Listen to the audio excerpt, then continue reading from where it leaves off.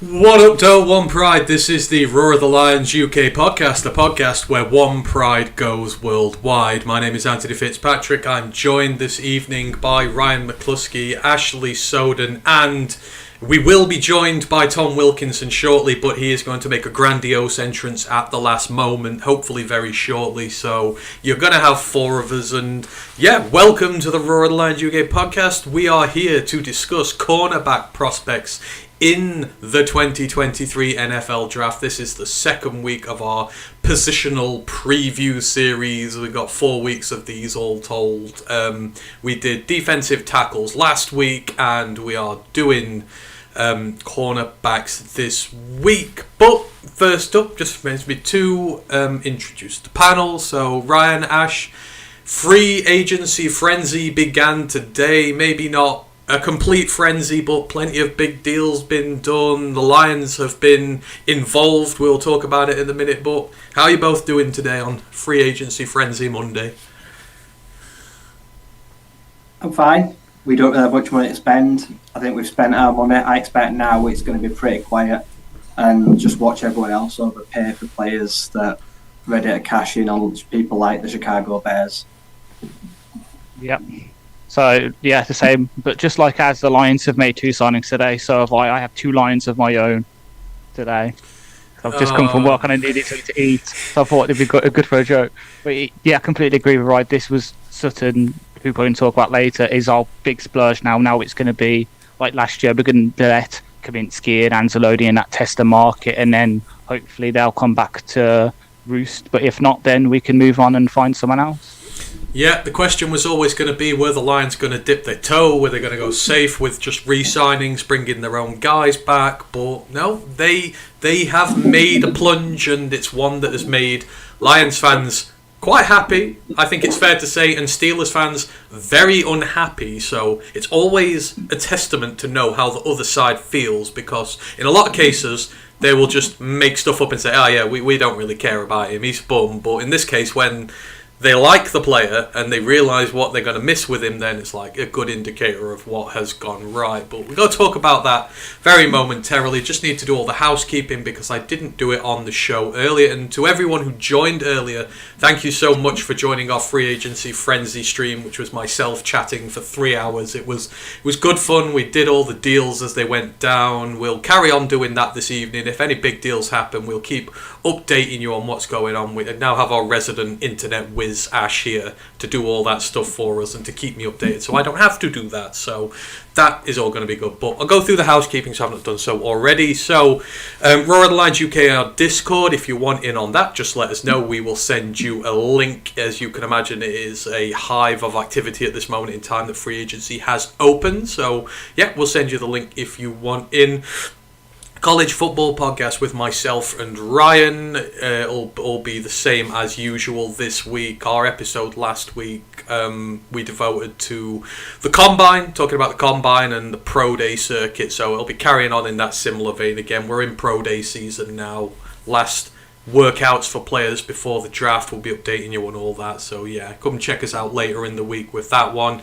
Don't forget to like and subscribe to everything on YouTube, on Twitter. When I started the free agency stream earlier, we were at 889 subs. We're aiming for 900 for the first of our giveaways, which we'll tell you about when we get there. I've not checked in the meanwhile if anyone did, but if we could do that this evening, get to 900, that would be amazeballs. So if you know any Lions fans who are not subbed to us yet, then please get them on board, and they may win a prize for being like numbers 890 to 900. Who knows? And then don't forget Lions Nation Unite, Herman Moore's pet project, app developed by Detroit Lions fans, content creators for Detroit Lions fans. You'll find all the best and the brightest over there, and us as well. But you know, they take pity on some pods. So there we go.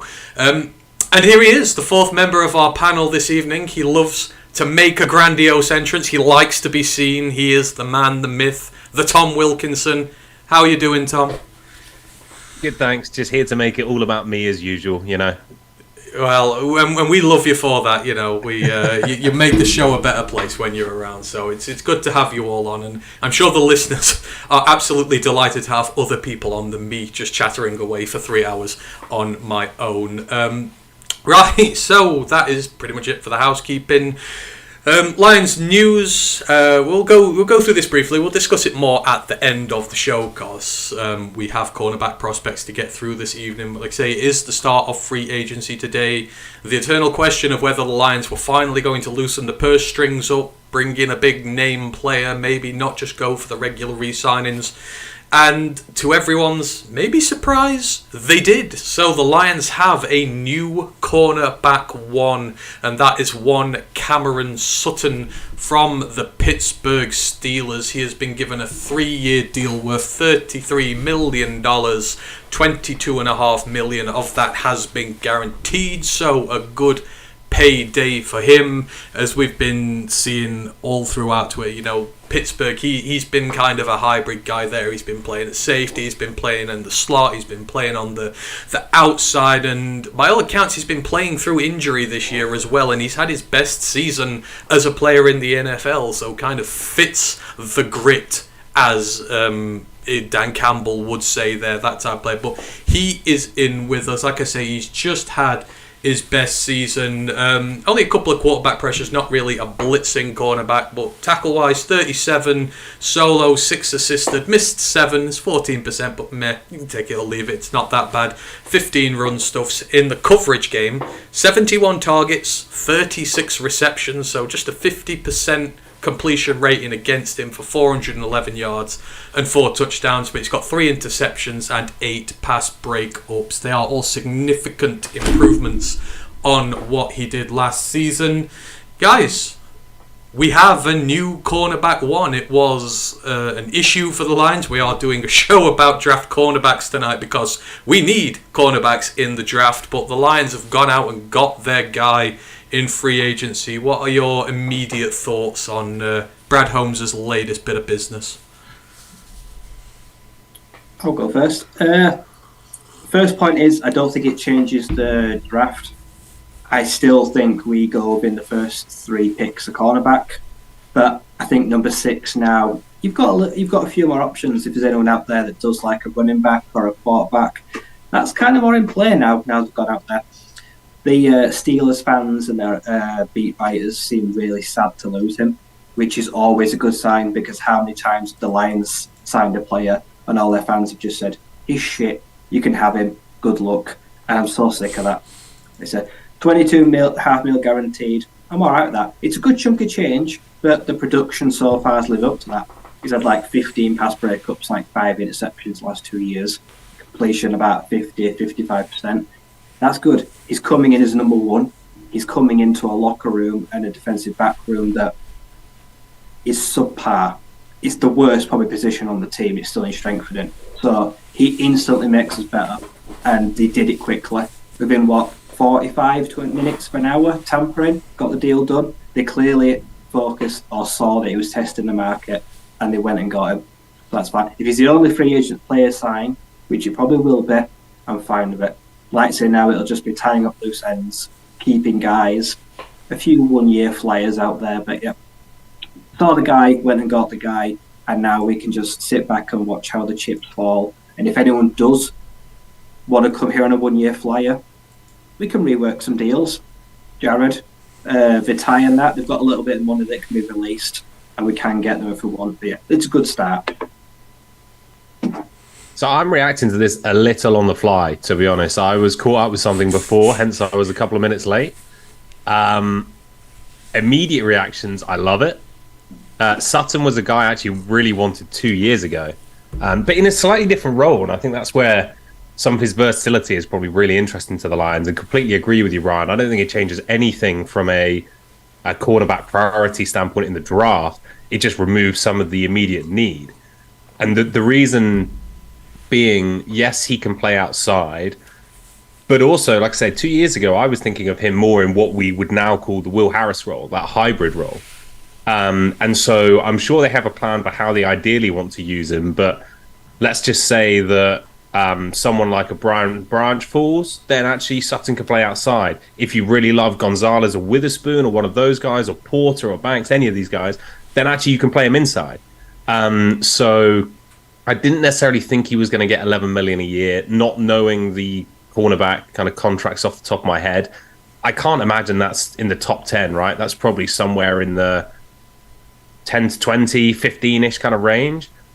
He's a free agent corner. Like you're going to overpay to some degree to get someone like that. So on the surface of it, I like it. Well, I really like it. I love the versatility. Really like the player. So yeah, a lot to be positive about. Ash, Yeah, so I love the move. It's to explain like what it's going to be like. It's going to be like a Mike Hughes kind of signing in terms of role, but with a lot more upside. Like Michael Hughes was very similar. Started off in a slot, moved outside with the Kansas City Chiefs the season before last, and excelled. That's what Cam Sutton's done, but Sutton is younger and has more ball production, and perhaps is a tiny bit more athletic.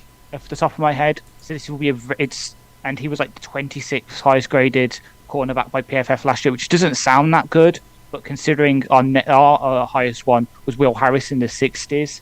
This is a guy who was last year's cornerback one. He's going to come in and be our cornerback one this year. And then, if we draft Witherspoon, a Gonzalez, a Porter, maybe some of the guys later on that we're going to discuss, he could move down to like a cornerback 2-3 role in the slot.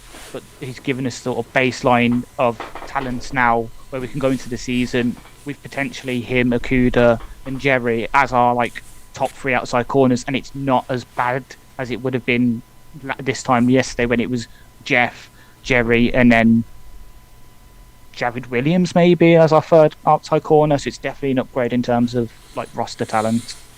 Yeah, and sort of the big overwhelming thing about him as well is people have been so quick to mention his IQ.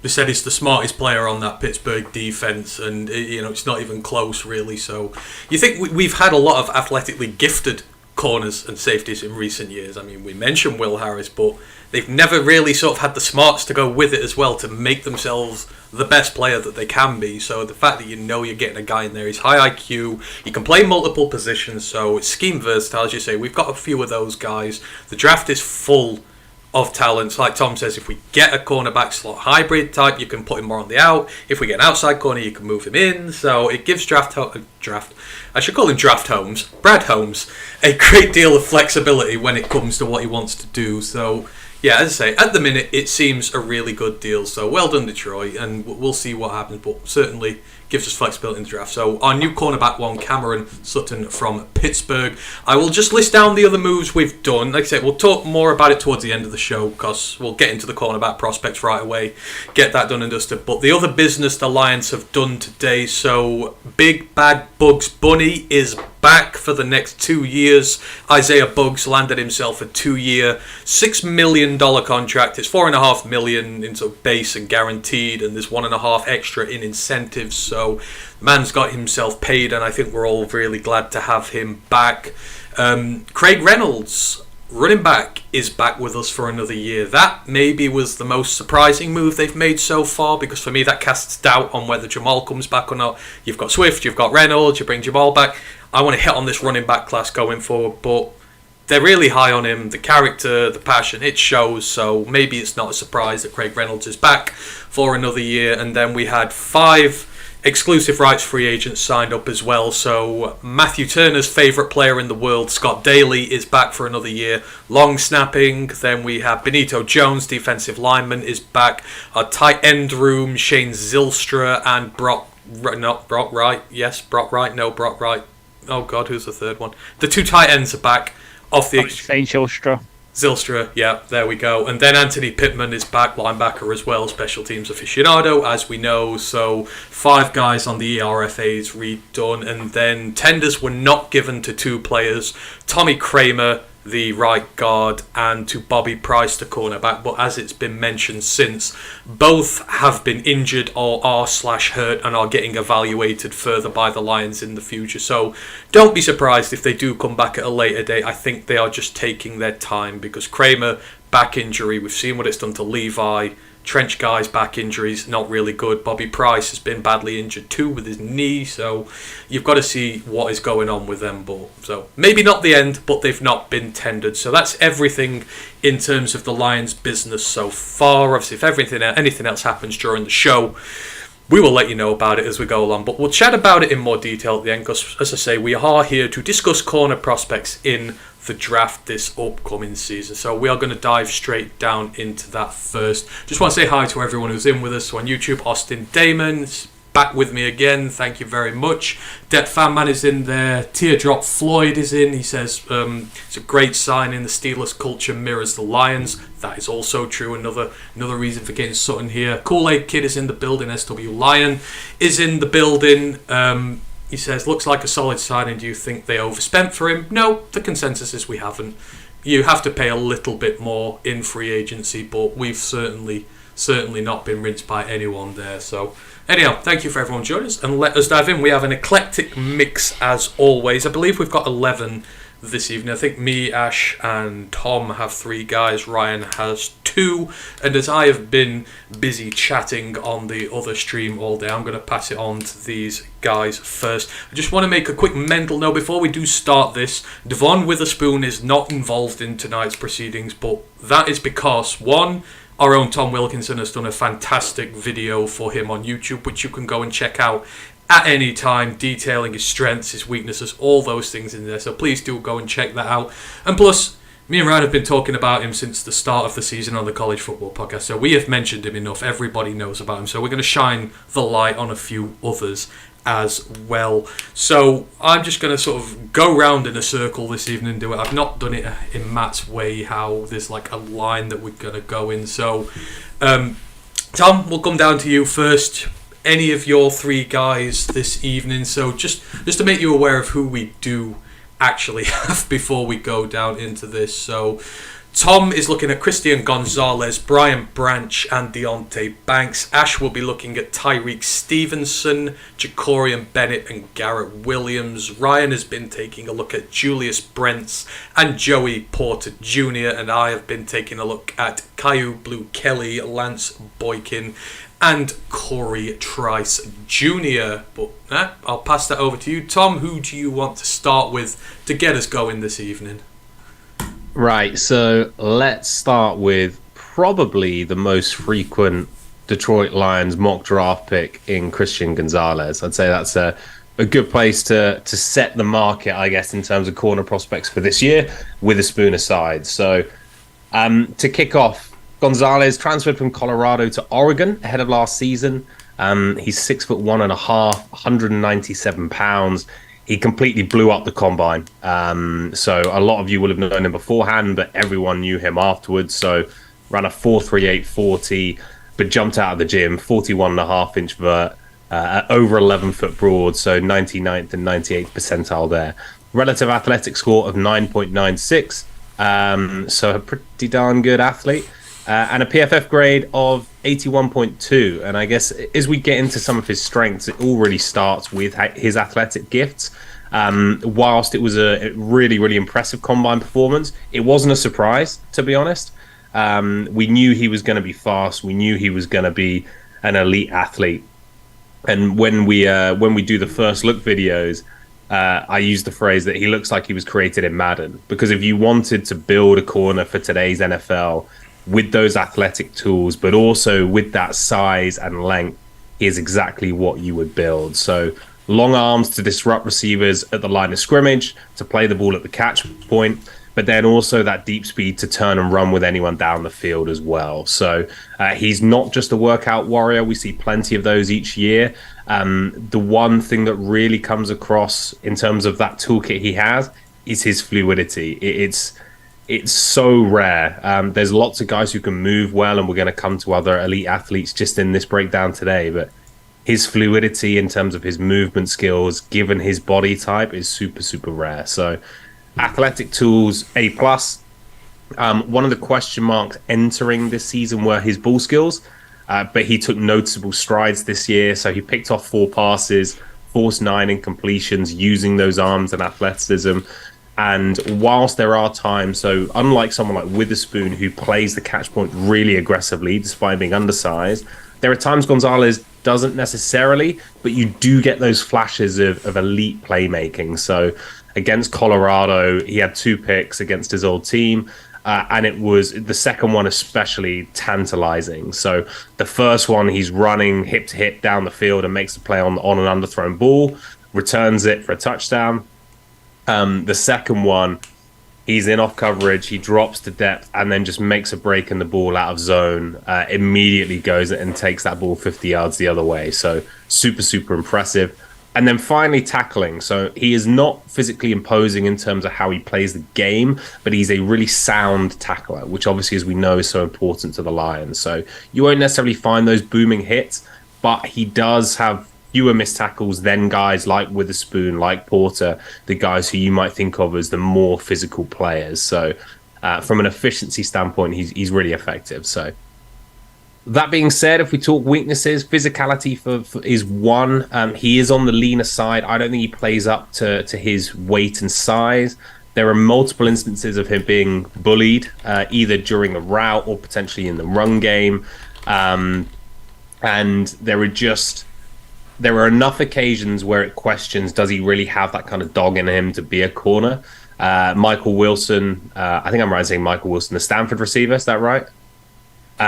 Completely tore him apart, to be perfectly honest. Now, the stats won't back that up. The box score, I don't know if actually Wilson had a huge game or not, but he was beating Gonzalez again and again. Gonzalez was lunging at him in press and really just getting swiped out the way. So I would like to see him play more physical. Now, ironically, that's actually where he's almost at his best in college, because he can lunge, completely miss a guy with his hands, and somehow flip his hips and be right in his pocket immediately afterwards, which just shows that fluidity, shows that athleticism. But we need to tidy that up at the NFL level, or he's going to be a liability.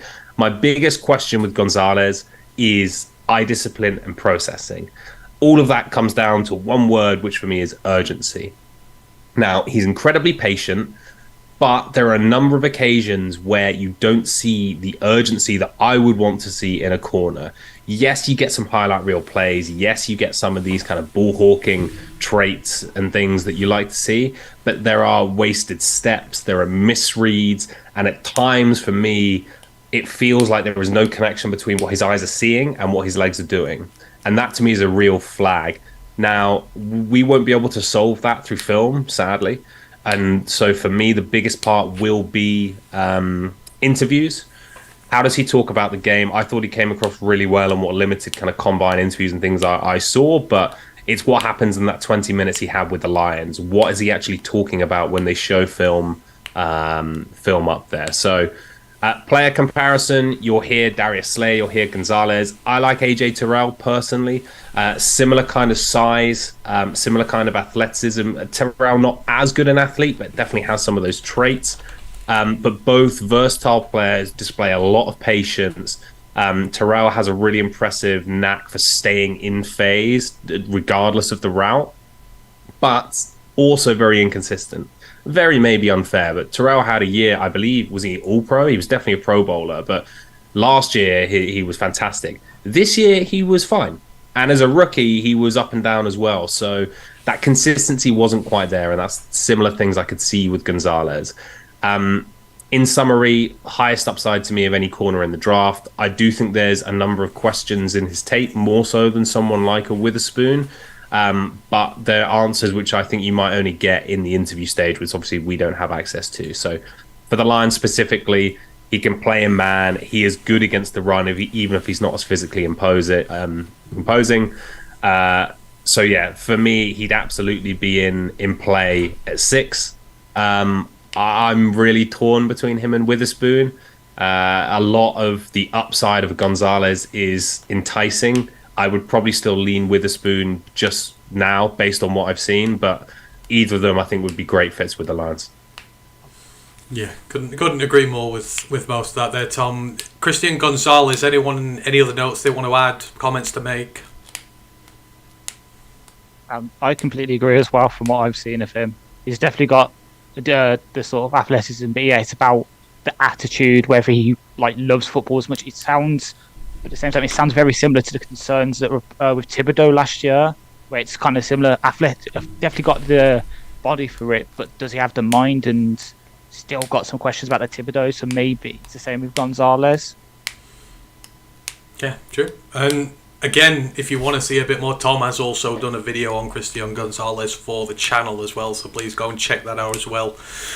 Done a really good job on there, so we know it's very difficult as to who the top guy in the draft is going to be, and it's going to be debated all the way up until first round night. So, right, let's move it on. Ash, we'll move over to you now. Who have you got up first on your slate?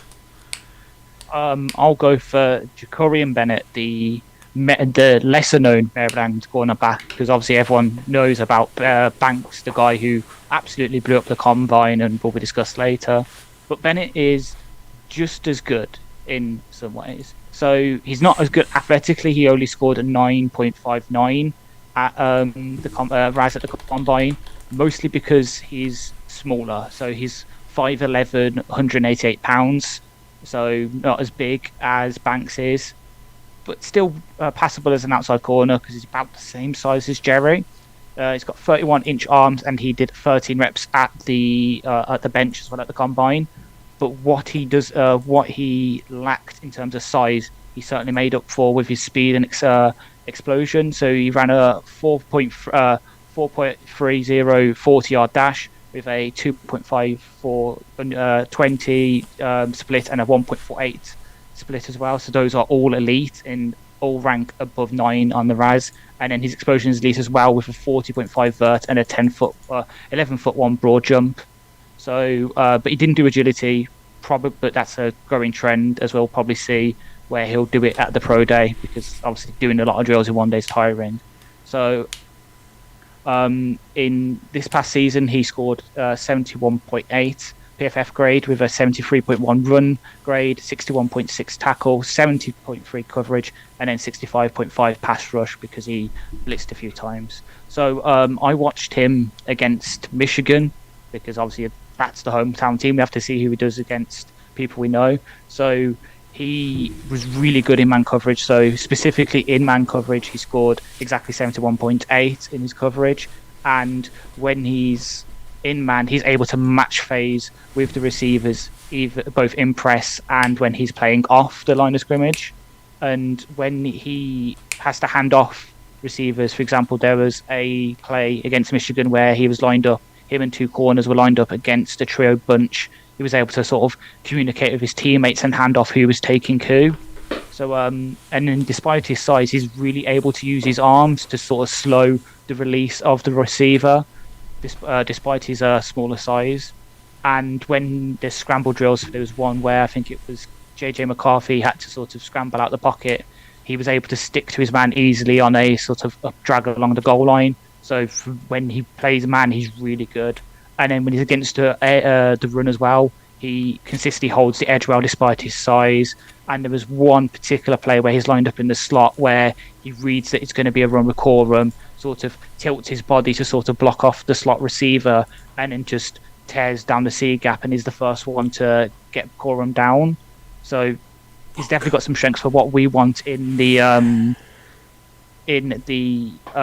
our scheme. His weaknesses, though, are he goes for the legs a lot when he's tackling, which probably contributes to his quite high career missed tackle percentage. He's missed 14% this season, but over around 17 in his career. Though this has been improving year on year, so it's probably just a problem of technique and such. And then because of his size, sometimes he can be bullied by tight ends, bigger receivers as well. But for me, and I'm not trying to be hyperbolic with this comparison, he's very much like Jerry Jacobs for me in the way he plays. Though he's slightly taller and thinner, he's quick and explosive, but just the way that they play the run, how they play against their receivers, it was just reminiscent of Jerry. So for me, if he's there, if he's currently corner 20 on the consensus board and he's around the 4th, 5th round, though he's probably going to rise. If he's there at 82, given we've just signed Sutton, I'd run the card in, and then you've got a potential cornerback 2 of the future in him, in my opinion. He's very because he's like Jerry, but with a slightly better athletic upside. So that is on the second Maryland cornerback. Anyone got anything there to add? I didn't actually know too much about him until I saw him at the combine. Like you say, he lit up. He really put the world on notice there. the Terps have been a really underrated team in the nation for the last few years on both sides of the ball. So I feel like he's benefiting from being such a deep corner class, both the Maryland guys, that these two could, let's say, be strong second, third round candidates. So I feel like if the Lions don't go in the first round and they do hold off, these two definitely come into play. They show, like I said, that short range burst, athleticism, and that willingness to get stuck in as well. I don't mind missed tackles. It is something that you can work on, usually more than often than not. It is purely just bad technique. So I'll be honest, I know very little about him, but Ash, would you say, if you're seeing a bit of Jerry in him, is he a guy who can potentially play in the slot, play the nickel as well? Yeah, so against Michigan, he split pretty much 50-50 in the slot and outside. So I'm going to say pretty much all my guys seemingly have that ability. But yeah, because of his size, he's good in the slot, but he can match up outside as well. He probably, on other teams, he might get stuck in the slot, but I think with how our scheme is and how our coaches are, they'll give him the chance to fight it out at the outside before they move him inside, kind of like how we did with Jerry the past couple of years. Yeah, because if you've got a versatile DB who's running a 4-3 flat, then that's not a bad place to be. So expect to potentially see him rise, but you get that kind of guy in the third round, I think you're pretty happy. Yeah. I'm going to be honest, when I started doing the draft stuff, I didn't realise there would be two corners coming out of Maryland this year, given how porous their defence has been. And you'll have been watching them as well, Tom, because you've got the other guy, but they've kept some gems quiet in that secondary. So, and Deontay Banks especially, his rise has been meteoric. If you're wondering why I had an open mouth and was aghast a minute ago, yes, the Chicago Bears have signed Tremaine Edmonds. 4 years, $72 million deal with $50 million guaranteed. The largest 4-year contract ever given to an inside linebacker in the NFL, which how hypocritical is that, given they let Roquan Smith walk like last season because they didn't want to pay him, and now they've just gone and dished out the biggest 4-year contract in history to an inside linebacker. So the Bears have signed Tremaine Edmonds for their sins, so hey ho. And earlier they also got Nate Davis for 3 years, $30 million from the Titans. So there's at least one offensive line addition after they swung and missed with McGlinchey. Oh, well, the Titans' O-line sucks in general, so maybe he's bad. I don't know. Just going to hope the Bears are not doing it right there. So, Henry doesn't need an offensive line to run through. Right, we'll move it on to me now, because that's one of the guys who's got 3. So, my first guy I've got this evening, he's one of my favourite draft prospects in terms of developmental quarterbacks. I'm talking about Q Blue Kelly. He is the cornerback from the Stanford Cardinals, 6'1", 188 pounds. Rast, I think, about 8.8 at the recent combine. So the athleticism is there, the size is there with him. He's vastly experienced cornerback at college level. He's played in 37 games, over 2,300 snaps in college. For me, this is the guy who you're picking day 2/3, who has cornerback 1 upside if you're willing to be patient with him. So in looking through tape this year, Stanford have had a very brutal schedule this year. So the cornerbacks he's gone up against this season, he's faced Caleb Williams, Bo Nix, Michael Penix Jr., Dorian Thompson-Robinson, Cameron Ward, and Cameron Rising. Cameron Ward's one of my favourite quarterbacks for the draft next year, but a lot of those guys, one's going to be a future overall number 1 pick, and a lot of the others are going to end up drafted. It has been a tough season for him, but he ended the season, and they played Notre Dame as well, so I'm just putting it out there. 42 targets on the season, only gave up 22 receptions. This guy is as good as it gets when it comes to a press man corner in this draft. So I say it's where Kelly excels. He's physical, he is aggressive on the line of scrimmage, he's got great technique, not just with his hands when he's dueling on the line of scrimmage, but in terms of his leverage.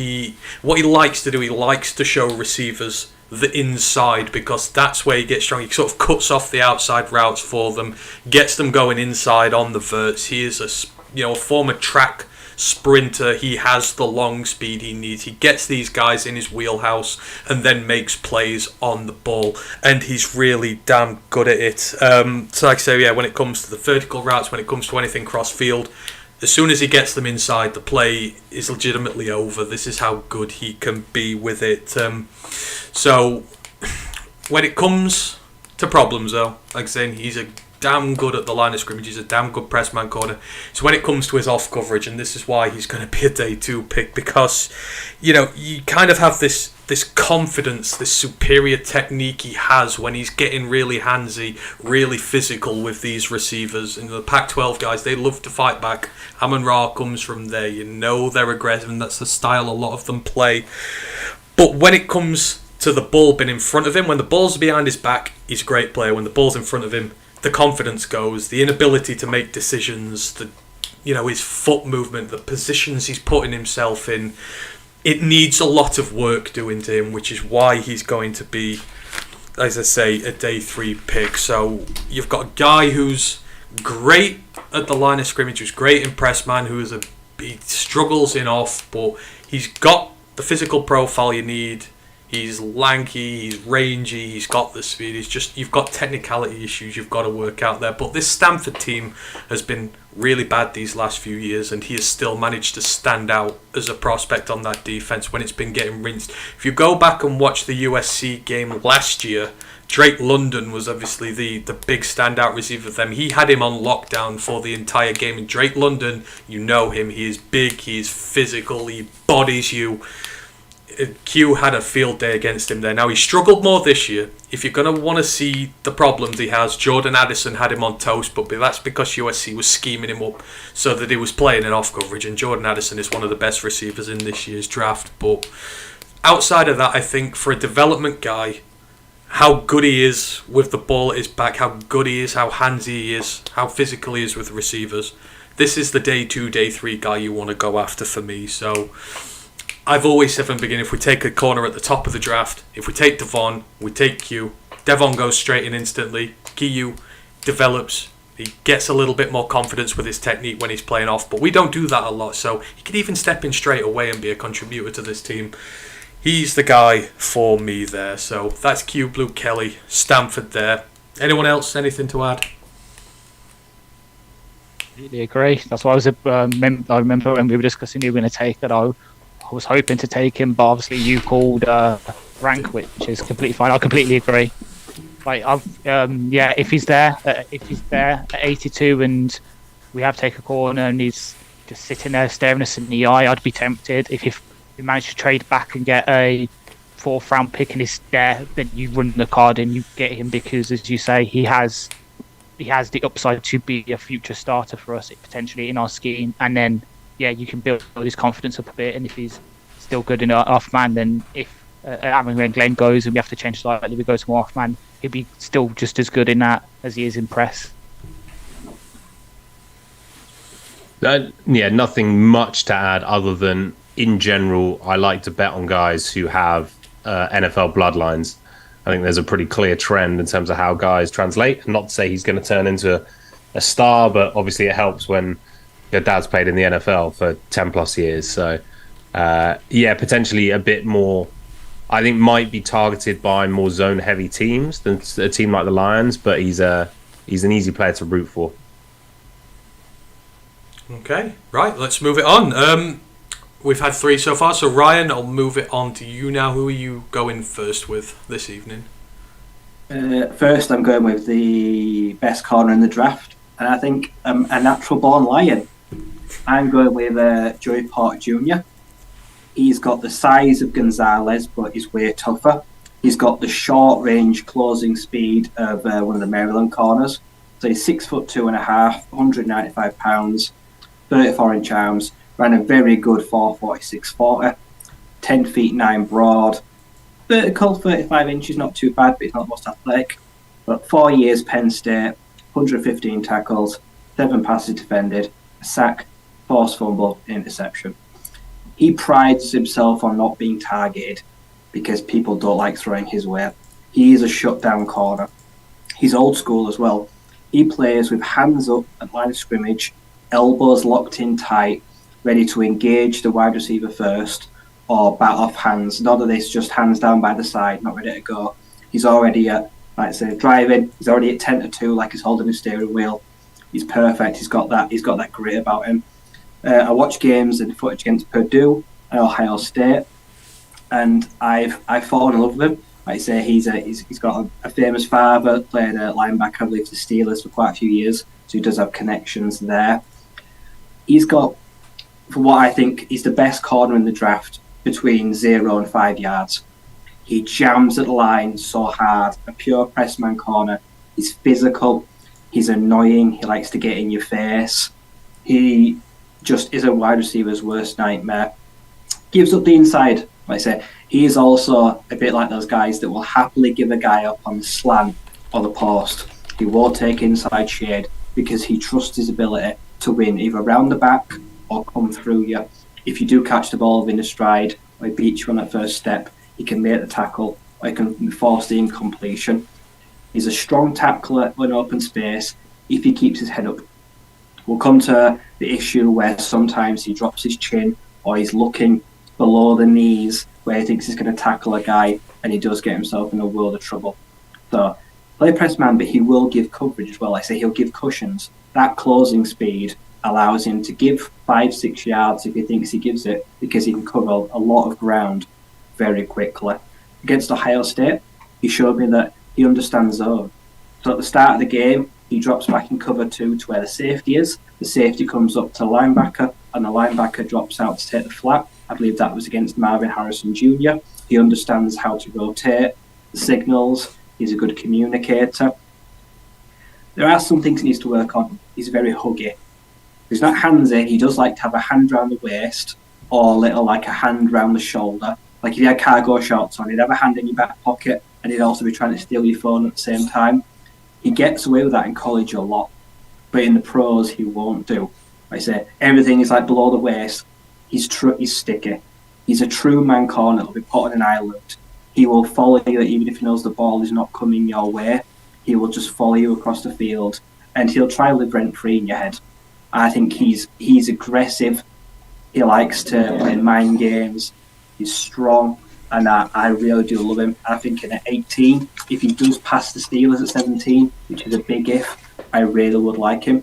So notable players from the 2 games. I've got the bad, the good, and the great. Bad. Late in the Ohio State game, about 8 minutes left in the fourth quarter, 2 points down, in the red zone, there's like an out or a quick pass to the running back. The linebacker misses a tackle. He goes to size him up to make a tackle about the 5-yard line, and he does not lift his head up. He dives at the guy's knees. He tries to wrap up, totally whiffs, and he scores. The running back then trundles in. Game basically over. He'd sized him up in the open field, but he did not keep his head up. And I hope tackling won't be an issue at the next level. That inconsistency there. Good. Against Penn State, he's up against Charlie Jones, a great receiver on the outside, who wants to drag him deep. After 5-6 yards, he bails because TJ Sheffield, the receiver in the slot, is running a hitch. He bails, he turns and shows that 4.4 speed, crashes down hard, undercuts the route, gets 2 hands on the ball, should have picked it. He tips it in the air, and to be fair, the receiver behind him actually makes a great catch. But he understands that he has to get off, and he gets there as fast as lightning. And he bails on the route and understands. And then great. Ohio State, there is a screen to the running back outside. He's giving 3-4 yards worth of cushion. He blitzes. So he goes straight between both blockers. He sizes up the running back. He wraps him up and he takes him down for a huge tackle for loss. The guys outside didn't even get a finger on him. He just split them like they were a veranda door in the garden. And he's just in the last sausage roll on the buffet. And he knifed through, and it was lovely. And that shows, like, across 7 yards, he might be the fastest in short yardage, and he's a physical tackler as well. So very impressed him. In conclusion, I think this guy, like I say, he likes guys not targeting. He likes that fear factor, a bit like Sauce did. Not getting many interceptions, but he will get passes defended. He will stick to receivers like glue. He'll make QBs think about throwing his way, but if he does, he's got the ability to pass defended. He can get the hand in. I just want him to see him be less handsy at the next level. Just maybe not so much holding, less hands on hips, because he will get called for that. He won't get away with that in the NFL like he has done with the pros. But at 18, I feel like you kind of have to run to the podium and get him. Yeah, it's very hard to dislike a guy who comes out the Penn State system, because you just know the coaching is there that creates talent that translates to the next level. And you say there's NFL pedigree there, there's, you know, from his family, there's college pedigree there from a system that works. It just so happens that we have the D-line coach from there on our staff now, so they're going to know all about him, how he acts on the field, how he watches film. They're going to get as deep an insight into a prospect as they will probably get from anybody there. It's such a tantalizing top of the cornerback class. Tom, Ash, I mean, what are your thoughts on Joey? So you mentioned Penn State. He's actually, NFL.com comped him to another ex-Penn State corner, Amani Oruwariye. Oh. So all the wonderful things Ryan just said, now everyone has just switched us off immediately. No. So I'll be honest. So the Combine, we talked about this previously. The Combine is not so you can get super excited by people who run fast and completely overweights the tape. What it does do is highlight players who maybe you need to go back and watch the tape again. Pre-Combine, I was like, if this guy's name was Joey Lauter and he had no NFL bloodlines, I'm not there with him, to be honest. I didn't see him as a first rounder. And the reason being, I just didn't like how he moved. So he's so impactful with his hands, for better and for worse, as you mentioned. He's a bit grabby at times, but you can't get around him. He's so physical, long, etc. But I really didn't like how he moved. And I thought he might test horribly at the Combine. Not horribly, but as in, give you enough flags to be like, this is quite a one-dimensional player, like Oruwariye. And then he was fantastic, to be perfectly honest, at the Combine. So I need to go back and watch him again to see if I've missed something, because I'm not expecting him, and it's hard when you're in the same kind of ballpark as a Gonzalez or a Banks, who are these super athletic, fluid guys, and that's just not Porter's game, and it probably makes him look worse for it. But I need to go back and watch him again, because he tested much better than I thought. He's clearly got some of those traits you need. And I mean, even the wingspan, which you saw on tape and was so impactful, 34-inch arms for a corner is bonkers. So yeah, I need to go back and watch him again. It's interesting you said you don't like how he moved, though, because he didn't do the agility drills, which were probably the drills that would have shown that up. So there's a guy that I've got a bit who I think is very similar from what I've seen of him tape watching him, where he's got the long speed and that, but when it comes to the sort of side-to-side stuff, it's not as good. And then he did the agility testing, and it really dragged down his athletic score. So perhaps it'd be similar with Porter, where he'll do it at the Penn State Pro Day, and that 9.63 might go down a bit to 8.9 maybe, because the agility score will drag it down if it's on the tape. Yeah, it's very conflicting, let's just say, isn't it, with this cornerback? I say everyone has the strengths, and everyone has that little thing that you're just like, does that make them above the next guy? Does it put them below someone else? It's very difficult. I dread to think what Brad Holmes is going to be doing going through all these on his board, but hey ho. So that's the first round we have had there already, so we will throw it on back over to Tom. Tom, who is the second prospect you're going to enlighten us about this evening? All right, well, let's stay then around a similar point of the draft and a similar guy in terms of mocks, which is Deonte Banks. So Banks out of Maryland, as you mentioned, played 4 years, missed most of 2021 with a shoulder injury, but 6 foot, 197 pounds. You thought Gonzalez was a good athlete, but Banks might be even better. So he doesn't have the same length, but he ran faster than Gonzalez, he jumped higher than Gonzalez, and his relative athletic score was 9.99, which is pretty darn good again. So another top athlete.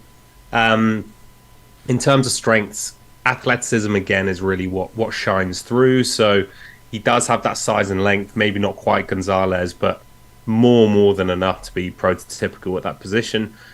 He can turn on that physicality and press when he wants to.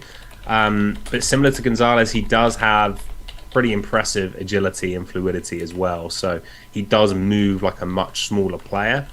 And when it comes then to his mirror skills, so he shows a really, really impressive ability to mirror given his size. And when you see him in press, especially from my standpoint, he's twitched up for such a big frame. And you watch how he's mirroring, especially receiver release packages, is super, super impressive. I think that's when I thought he was at his best. You get twitchy guys, maybe smaller guys on the other side of the line of scrimmage, and his footwork is impeccable at the line at times. So it will come to consistency issues, but some of the things he flashes there is really, really important. And when he does go, in terms of he sees a receiver break and he really goes, I love how he gets in and out of his pedal. So there's times his anticipation, again, is not where you'd want it to be, and we'll come to that, but when he does see it and he clicks, he can really get out of his pedal nicely. So impressive there. Finally, tackling. And obviously, we've referenced tackling in most of these guys because it's such an important part of what the Lions look for in their cover guys. I don't love everything he does in the run game. I don't think he's as sound as some of the others, but he's a very effective and physical tackler.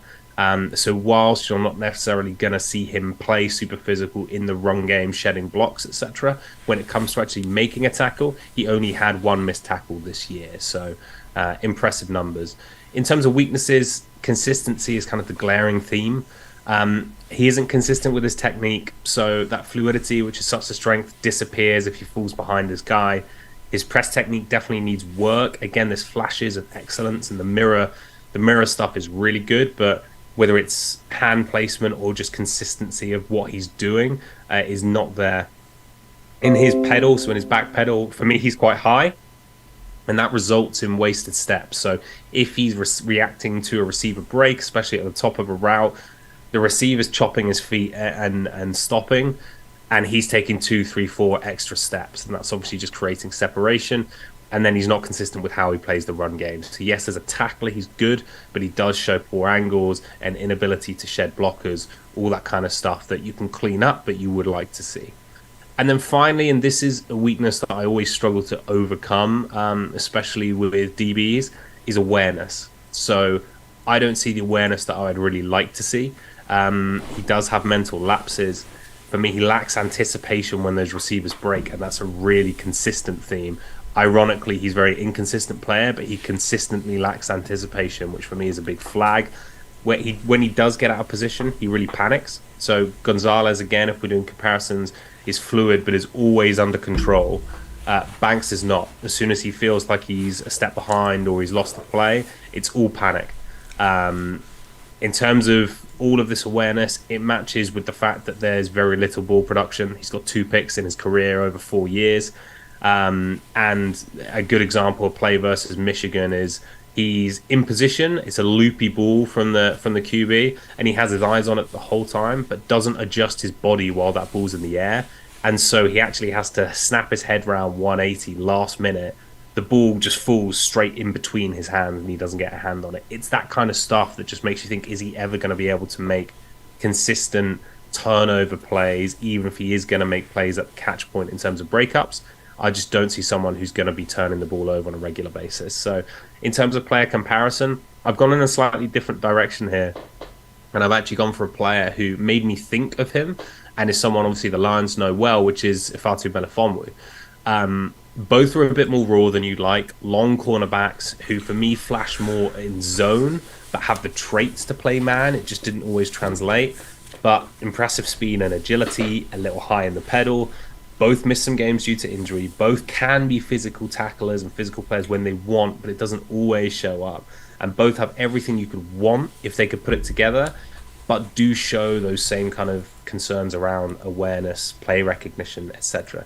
Banks is definitely a bit more polished and projects better than Melifonwu, but they're similar kind of toolsy players with the same question marks. So in summary, I like Banks as a player. I was really, really excited to watch him, having not seen as much of him, and he was getting a bit more buzzy, I think, over the last few weeks. The upside is absolutely tantalizing, but I personally wonder on his fit with the Lions as well. I see him more of a zone guy with man upside. The Lions being such a man-heavy scheme, it would be a bit of a baptism by fire. So again, I think he's absolutely in play at 18. and I will be quite excited if we get him, to be honest. I'm just not sure he's going to be as high up the list as potentially someone like a Porter for what the Lions want to do. I was about to say, do you buy into the cause of him being around one pick then? Because if you go back to January at the end of the college season and the college, the cornerback rankings are out, he's the one guy who's there now that wasn't there before. And I think it's a lot to do with the combine, the athleticism. But do you buy into the first round hype for him? So he's the classic kind of guy for me who is very much a fringe round 1, maybe early round 2 grade. But this isn't a draft where you're going to have 20 first round grades on people, to be honest. And so is he going to go in the first? I'm pretty confident he will, because that upside is really, really intriguing. And those athletic traits are, as rare as it gets, really. So will he go there? Yes. Does he have the potential to be special? Yes, as well. There's just the kind of questions that when I look at corners, things like awareness and football IQ are really important. You absolutely need to tick the athletic boxes, but they're the things that concern me really more than anything. So if you're confident he can overcome that, if he interviews well, etc., then I can absolutely see him being in play middle of the first round. I'd be really surprised if he dropped out of it, but there's definite kind of bust potential there as well.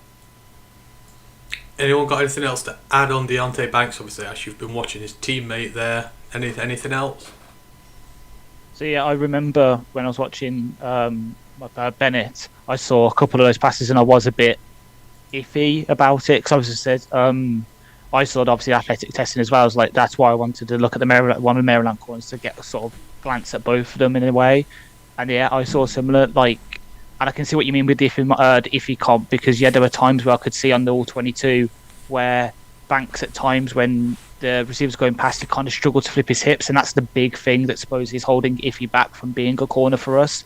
That's why they've moved him to safety, because they feel he's better when he's off the man, where he's not as he doesn't need to flip his hips as much. He can sort of read the route a bit quicker and then react instead of having to sort of turn quickly. So I saw that as well quite a lot. But I think Scott Bischoff of the Detroit Lions podcast, when they had him on after the combine, he put it pretty well that he saw the tape, but he thought Banks would do well, but he didn't think he would do this well. So it's almost on tape he doesn't play as fast, while there's other players like Porter, like Rush, like a couple of other guys who play fast on tape but didn't run as well. So it's going to be interesting to see which side turns out better in this class. Is it the people who look better on tape and run fast on tape but perhaps run like 4.5s, or the players who look 4.5s on tape but then ran like 4.4, 4.3s? Yeah, I don't think there's any more that can be added to that. I think these Maryland corners, it's going to be very interesting to see what happens with them in the draft. So, we'll be there soon enough. I can see people putting questions in the comments. If you have any, put them in there. I will circle back round to them when we've done this, but I'm going to disrupt the flow of this so far. We're about halfway through the prospects already, so we are getting there. So, Ash, if you want to go on to your second guy, who's next? Tyreek Stevenson, the Miami cornerback. And before you start this, Ash, I know you're a Florida State fan, so I expect this to be completely and utterly unbiased against the Hurricane, okay? It will be, I promise. Okay. I made sure to... There's not even a mention of this year's game in there, mostly because Caddies didn't have it. So I've looked at UNC from last year instead. I'll say it, he's a better NFL-style quarterback than Jordan, and he was matched up against probably a slightly better wide receiver core. So Tyreek Stevenson, Miami cornerback, played 2 years at Georgia and then has played his last 2 years at college at Miami, Florida. RAS of 8.63, size good, being 6 foot, 198 pounds, and then 32 and like 2/3 arms, but he didn't do the bench. He'll probably do that at the 27th of his pro day. The speed is great, being 4.45 40 with a 1.51 10-yard split. Explosion elite, 38.5 vert, 10.5 broad jump, both of which do kind of show up on tape at times, but the agility was poor. 4.41 shuttle, which is 1.83, and then 7.09 free cone, which is 4.06. that definitely shows up on tape, as I'll come on to in a minute. The the sort of north-south speed is there, but when it comes to going side to side, it's not as good. So PFF, he has a 76.6 grade this season, 60.6 against the run, 79.5 coverage, but then 46.4 tackling grade, which is not so good. So as I said, I watched UNC from last year. In that game, 3 tackles, no miss, no assist, 3 stops, 1 target, 1 reception for 1 yard, which was just insane. This guy, when he's on a man, he can shut him down. There's quite a few games that you can see where he only gave up like 1 reception for 1 yard, for like 1 yard. I'll briefly bring it in. He was matched up against Johnny Wilson this year, who's obviously the big 6'7" wide receiver for Florida State. Held him to 1 reception for 8 yards. So that's really good considering how big Johnny is and how fast he is. So Stevenson is really good in man, 74.7 man coverage, PFF grade. And the PFF draft guide says his play style is perfect for press man, which is because he has good balance at the line of scrimmage where he doesn't allow his feet to get fooled by any release packages. And he has the sort of prototypical size for an outside cornerback, being 6 foot, being almost 200 pounds. And as I said, he keeps his feet under him. He doesn't overextend his body either at the line of scrimmage or when he's tackling. And he has really, really good press technique where he forces his arms onto the receiver and forces them to slow down. And then he's really sticky with his man coverage. He doesn't let any targets come to his side of the field. As I said, he's very rarely targeted. He can really shut down the side of the field. And when he is going against guys and vertical routes, he's very good at using the sideline to be an extra defender, which is something that is sometimes missing from our cornerbacks. We usually give the receivers inside leverage where we're not using the sideline to our advantage. But in zone, he's still able to follow the ball. So there was a reception where he's in the flat and he sees that tight end was getting the screen. He peels off from his receiver. He's one of the first people to tackle the tight end. And when he's in man and zone, he communicates and hands off his receivers really well. When it comes to the runs as well, he's able to read them early. He's got very good football IQ. He's able to sort through traffic and be the first man to the running back quite often. His weaknesses, though, and it comes back to his agility, when it comes to inside routes, he's too quick to sit on them because he's almost scared to be caught lacking on them because he really suffers from his urgency outside of his breaks. He's not a special athlete when it comes to his agility, so he can get left behind when he's going against like a slant or an in route or a post. And despite his record against him, he has really bad ball tracking, which leads to not a lot of production on the ball. Like he only has a couple of interceptions in his 4 years at college. He's missed 17% of his career tackles as well, which is not so good for what we want our corners to do in the run game. And then it's not as big of a deal for us considering how much man we run, but he has a massive, massive tail for when he's in zone coverage, where at times he can almost line up perpendicular to the receiver and just staring at the quarterback. He's relying too much on his long speed, in my opinion, to bail him out on the deeper routes when he's doing this, and it needs to be coached out of him. PFF compares him to TJ Carey, who's been a kind of decent cornerback over his career, drafted by the Browns, is currently with the Panthers. But for me, I've gone a bit closer to home in terms of college and in terms of draft dates with Sean Murphy-Bunting, where he has the sort of solid prototypical type for body type for an outside corner. He's solid in both kinds of coverage and is good in run defense, but has a couple of tackling issues. So to sort of sum it up, he's a solid corner who has the build and athleticism to be a potential cornerback 1, but really needs to work on his technique. And he's currently cornerback 10 on the consensus board, 64th overall. So if he's there at 56, he could be worth a shot. But if he falls to 82, we still need a kind of guy to be a long-term outside guy. I'd run the card in for him potentially, despite him being a hurricane and how bad they've been this year. He's definitely got the tools there where he could potentially be coached up into a really, really good outside corner.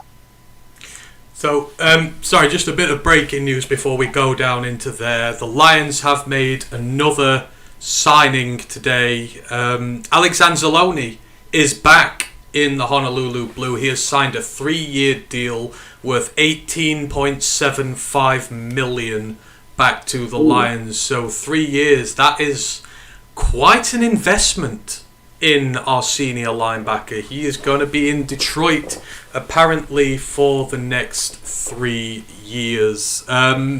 Sorry there, Ken.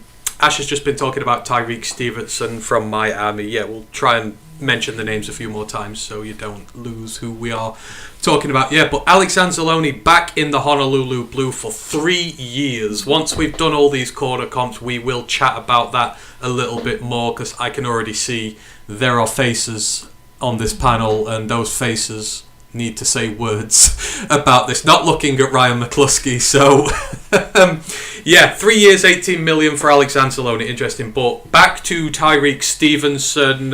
Rest of the panel, open it up to you. Anything else to add about the Hurricanes corner? I don't think I've ever seen him play. And to be honest, I don't watch Miami. No, you're not on your own there, so I can't either. Tom, anything else? Watched a little bit when everyone talked about Keely Ringo and all the things he could do before I actually watched him play. Stevenson was much more like what I was expecting Keely Ringo to be like. I don't know if that makes any sense, but Ringo for me can't really play man coverage and is a great athlete, obviously, but Stevenson is more what I thought I was going to get with Ringo, and more the player that I think people were making him out to be at the start of the college season. So nice player, maybe slightly athletically limited, but again, for me, would be more of a fit than someone like a Ringo, who's obviously a much more well-known name in the Lions scheme. All right, that's everything about Tyreek Stevenson. Another bit of breaking free agency news. Jesse Bates has signed for the Falcons. Falcons going all in today. They've signed David Onyemata from the Saints. They've now signed Jesse Bates. They gave the guard a $105 million contract, and there's someone else that they've signed that I've forgotten about.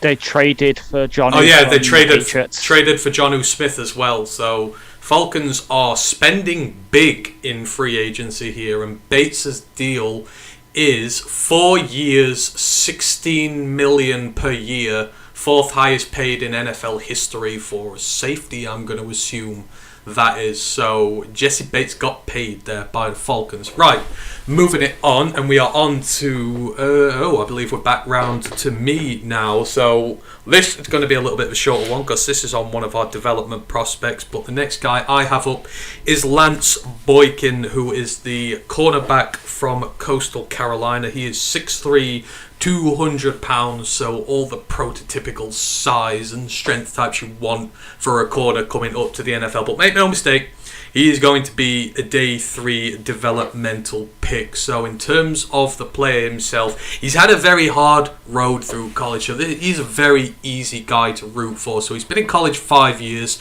spent his first 2 years with Old Dominion in the CUSA. He went through, I think, 3 different defensive coordinators while he was there in 2 years. It was a bit of a mess whilst he was there. He lost his 2020 season to COVID before transferring over to Coastal in the Sun Belt, where he has been for the last 2 years. He was a rotational corner for them last season, and this has been his first real year as a starter. So the year, it's been pretty decent for him. Again, not really a pressure guy, just he's got 1 sack on the season. That is his only quarterback pressure, but tackling 44 solo, 12 assisted, only 6% missed tackle, very low missed tackle percentage during his career, which is really good for him. 14 run stops, a forced fumble. When it comes to coverage, he was targeted 55 times, gave up 33 receptions for 418 yards and 4 touchdowns. He had a pair of interceptions and 4 pass breakups as well. He is, as I say, the embodiment of a guy who's got everything athletically that you want. It's just about developing the tools with him. And I watched Coastal Carolina a bit, so I already had some prior knowledge of him on here. But the 2 games I had in mind were when they played Gardner-Webb earlier in the season, and then in the championship game, the Sun Belt championship game against Troy. But in terms of, who he is as a player, so he's going to be best utilised at the next level in off-man coverage, but he really fits a variety of schemes for everything you need. So I'd say he's elite size for the position. The athleticism is all right. The footwork is really good, which kind of makes up for breakneck speed there. He takes good routes, able to get where he needs to go quicker. So you can kind of forgive the speed on this one. But Coastal, they run a zone and off man system, so completely different to Kelly, the first guy I did. He was a press man. Boykin likes the ball in front of him. He has great ability to close quickly on receivers and make plays. Again, like I say, the angles, the leverage he uses immediately stand out when you start watching him on tape. In terms of ball hawkishness, the ball skills need to get better. He's only got 4 picks during his entire career, which is 4 years in college, and I think it's about 13 pass breakups. So the production hasn't been there. You can see a little bit why he sometimes struggles to dislodge the ball from receivers. He kind of needs to get better with his technique, the punches, all that. Just trying to loosen it and trying to finish off plays. Like I say, the breakups are there. He doesn't always get the interceptions with them when he can do. But like I say, he's a guy who's gone through a lot of adversity. So you've come to Coastal Cal after struggling at Old Dominion for so long. Coastal Cal this year, when he needed to stand up for his team, he did. So the first game I watched was when they played Gardner Webb. They are an FCS team. Coastal should have had no problem with them. They nearly got upset by them in this game. Gardner Webb played a terrific game, and it was coming down to the end. Gardner Webb were actually leading, and when they needed him to show up, he got both his picks of the season at the end of that game in really critical game situations when their backs were up against the wall. He stood up and made the plays he needed to. He undercut one route, and then the other is just sheer strength he used to wrestle the ball out from the receiver. And Coastal were able to win the game because of that. So, like I say, in terms of the mindset, what you need for the position, he's got that. The footwork is there, the ability to diagnose plays is there. He's comfortable in man coverage on occasion, so he's kind of good. He's kind of maybe average or above average, all kind of sects of playing as a corner, but you obviously need elite traits there when you're coming up to the NFL, which is why you're going to be drafting him in day 3. The technique needs to be a little bit better. Giving up leverage is an issue with him. You can see sort of the stronger receivers are sometimes able to lever him off the ball or out of position so they can make plays. But I think in terms of everything, when it comes to the run game, he's good in the run game. He's very physical. He's very aggressive, very willing. Some of the big bell cow running backs do give him issues. This was, very evident in the game they played against Troy when it came through to the Sun Belt Championship game. Troy loved to run the ball. They threw it a lot this day as well. They only targeted him twice because when it comes to throwing the ball, teams don't like to target him because, as I say, they know that he can lock down a corner of the field. But they were running at him a fair bit as well. And Troy, they're very heavily built. The linemen, they're swift. They're built well. He struggled in the run game there, which is obviously at the next level. He's going to need to learn to do that. But like I say, he's very willing. He's got the leadership you want there. He was a co-defensive captain on that team this year, along with Jared Clark, who's the nose tackle, who's going to get drafted from there this year. So the skill is there. The leadership is there. It's just kind of all round of his games he needs to bring up a bit, but he's got the athletic profile and the size to do it. I do quite like him. I don't think we play the system for him to flourish here. Maybe, like I say, there's a lot of zone and off man, but you can teach him to play in press. So, he'd be one I'd be looking at. If we're on day 3 and we still need a corner, and I'm looking at the list there, he's probably going to be at the top of guys I want to develop, but, certainly it would be a secondary option. I wouldn't be looking at him at the top of the draft. But Lance Boykin, he's very, go and have a watch of him. He's a very interesting player, and I think there's going to be something there with him. So we'll see with him anyhow. Anyone add anything to add on Boykin? I know it's Coastal. I know it's the Sun Belt. I know it's not the most popular if you're a casual college football player. But anyone else anything to add? I mean, he's got things he can't teach, and he's going to be probably a day 3 pick. So I think he's probably the kind of guy that would probably go for him rounds, like you say, 6. Like you see teams in the last few years, Jacoby Durant, Robert Rochelle, they've taken a plucky pick on these guys that are small school but big-bodied cornerbacks, and they've got some production out of them early in their rookie year. So I think he's someone that we'll probably look to probably just be mould a long-term project. Oh yeah, definitely a project. Sorry, Ash. Oh, I was just looking it up. He sounds very much to me like Kobe Durant, the corner that the Rams drafted last year. Kind of a later guy, but fourth round. He's from South Carolina State. So kind of guy that is unheralded but can come in and start really well. So Durant, he played like 250 snaps, but he started in the second half of the season and he was really good for them, enough that obviously they've now decided to move on from Ramsey. So like, it'd be definitely worth a fly in the later rounds if he's still there. Yeah, just to have like a base, like a guy to come in who could come in and be a decent level starter for us in a pinch.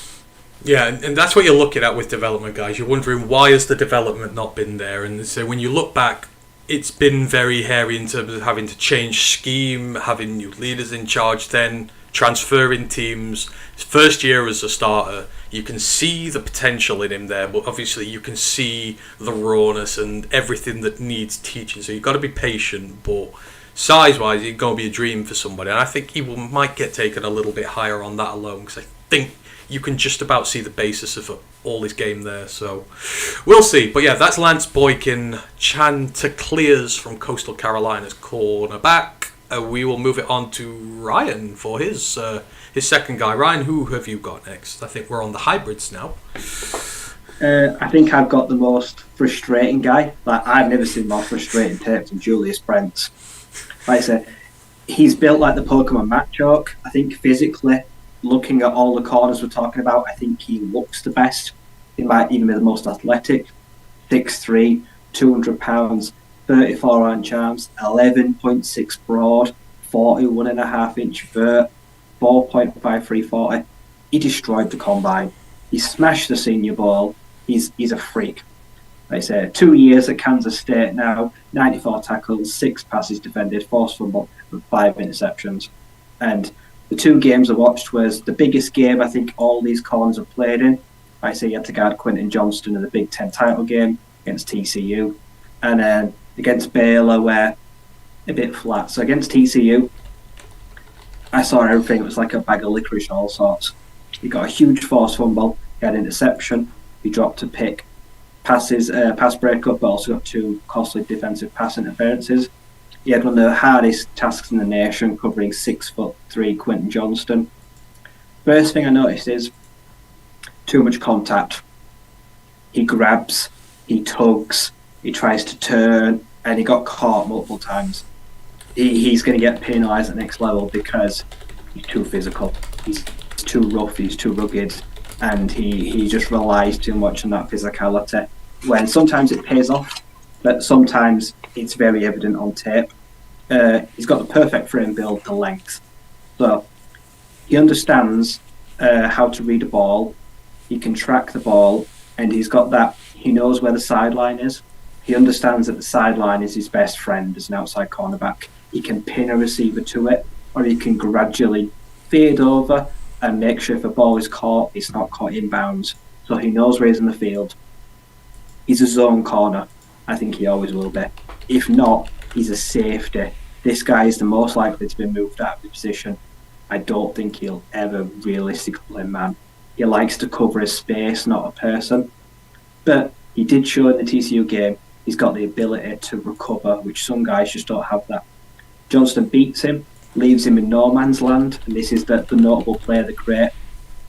He comes back towards the ball, Johnston catches it, some guys catch up with him, but he comes back, he runs in, and he punches the ball out, a great recovery, forces a fumble in a title game. It was a notable play that changed the outcome. So I saw the good, the bad, and the ugly in the biggest games ever played in. Against Baylor, this was a bit more gritty, tougher game. He showed me that he's a very physical tackler at line of scrimmage. If a running back is coming out and he's going to meet him, he'll lay the boom. He will drop the shoulder. He'll physically. He can also try set the edge. There's a player where he comes in to try set the edge and meet the running back coming outside. The guard comes round, but he's more than willing to be swallowed up to try affect the running back or make him diverge or bounce outside. So he uses that big frame. He's not scared about the body. But The biggest issue for all these were blockers.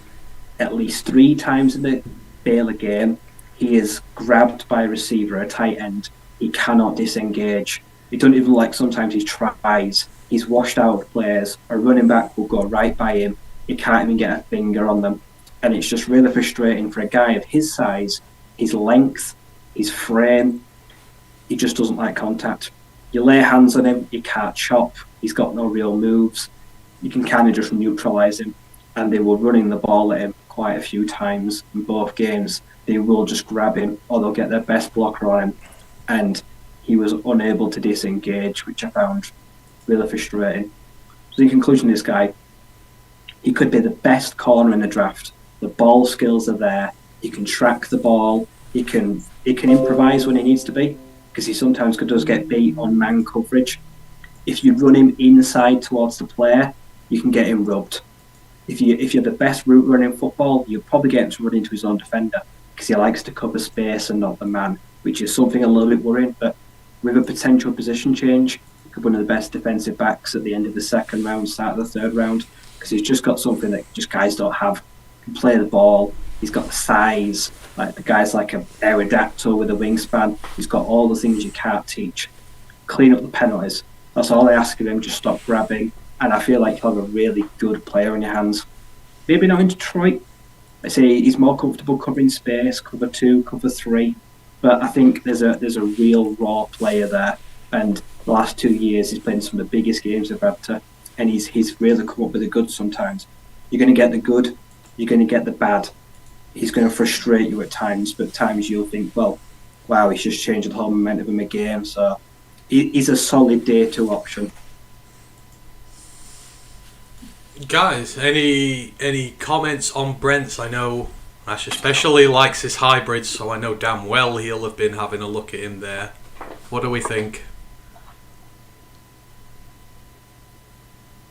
Use for time on my con. I completely agree, and I know we brought him up earlier, but having actually watched a bit of him, because if he first caught on to me when I was watching when I was doing a mock draft and I drafted him, started to watch him a bit. I know we brought him up earlier. He's very much is like Iffy in a way as well. Elite athlete, but can he has most of the skills, but can he put it all together? And you agree, it'd probably be a similar situation to Iffy, where for us he'll probably have to get moved back to safety. For any other team who probably plays a lot of man coverage. I'm talking the Patriots tree, the Vikings this year with them bringing in Flores. If they go anywhere near him, they're going to have to move him back to safety, because he just doesn't have it all currently for man coverage. He's a project there, but if you put him at safety where it's a bit easier, he's got a bit more space to read the play. He probably will do a bit better. Yeah, like Brian says, in the big games he's actually done really well. I remember watching the bowl game against Bama, and they targeted him. I think he gave up 1 touchdown in that, but I mean, Bryce Young, I'm not going to hold that against him, but I remember him standing out. There were several pass breakups in there, and I'm good against the run, and it's against a good Bama side. Against TCU, he was targeted 15 times, gave up 5 receptions, and that's Max Duggan and that offense, which rinsed a lot of good corners this year. He played well against Oklahoma. You've played against some really good quarterbacks, and you've seen him play well. So I'm with Ryan. I think you can see that there's a player there. You see the real good player. He's just got to tidy up some of the little fundamental bits in there, but he's very intriguing. I just naturally don't like hybrids at that position. I'm just naturally biased against that, I'm gonna say. But hey ho, Tom, have you anything to add about Brent? No, all good, right? Okay, so we'll move it on to the final round then. So I will go back to Tom now. So one guy left, Tom. Who have we got left this evening? We have Brian Branch, who, I'll be honest, I'm very excited to talk about. So let's set the scene. 4-star recruit to Alabama, 6 foot, 190 pounds. And it's probably worth, obviously, we're focused today on quarterbacks, and that everyone automatically thinks outside guys. Branch is the highest rated safety. 2 reasons we wanted to cover him here, along with some other guys in a similar mold. One, we might not have time to go through every position, but you will also find him rated as a cornerback, because he's more of a slot safety nickel corner type. So just getting that out the way up front. Now, he played the star position for Alabama, so that is the hybrid safety nickel position. The way to think of it is cornerback's body with linebacker mentality. Nick Saban has always tried to get his best DBs in that position. So if you think back to Minkah Fitzpatrick previously, he even tried to get Pat Surtain to play there as well. So it's the position that Saban puts as much faith in as any in his defense. Overall, Brian Branch, not a particularly strong athlete, so a 6.13 relative athletic score, so good but not elite. He did have an elite 10-yard split and broad jump, which we will come to why that is important. In summary, it's not really about the long speed, it's about quickness, coverability, etc., which is where those athletic traits are more important. So strengths-wise, it all starts, you might realize I have a type, it all starts with football IQ. So he clearly has elite football intelligence. So yes, Saban trusted him at the star position, but you can see him diagnosed quicker than anyone on the field. The very first rep I watched against Kansas State, there's so many parts to that first rep where you can just see him processing. And normally when you can see people processing, it means they're doing things way too slow. But with him, he's recognizing everything. He's recognizing on the opposite side of the field, the receiver starting his motion, thinking about how that's going to impact. When he returns and doesn't actually come across and the running back releases, his eyes go straight there. And then he's looking through to the quarterback whilst coming out to the flat. And then he's looking outside to his right to see if the receiver stopped in the flat. It's so instant with him. And I think when it comes to safeties, especially, and nickel guys, that's as important trait as any. So you can see a perfect connection between what his eyes are seeing and what his body is doing. Almost what I flagged with Gonzalez was a concern. None of that with Branch. He's reading the QB's eyes. He's jumping routes. He's timing the snap when he's blitzing. He's reading receivers' eyes down the field to make sure he gets his head round. Just all of these little things which really add up. So in terms of that, he's going to make other players and whichever team he goes to better, because he's going to be so good at executing his role and so smart. He is going to open up opportunities for other playmakers, like a Kirby Joseph, hypothetically. So really impressive football IQ. He has elite tackling ability. So a 91.8 tackling grade and a 90.7 run defense grade from PFF. He only missed 4 tackles on 174 career attempts, the best PFF has ever graded. He plays so much bigger than that 190-pound size, which is a question which we'll come to. But he can get off blocks with receivers. He can get off blocks with tight ends. He shows burst to break on ball carriers as well. As soon as he sees the ball carrier, he goes and he hits. And what I love, especially in run D, is what he does in the alley. So between the receivers and the linemen, where guys 20, 30 pounds heavier, you see get bullied as safeties, it just doesn't happen with him. So yes, there are some physical limitations, but he plays so much bigger than his size.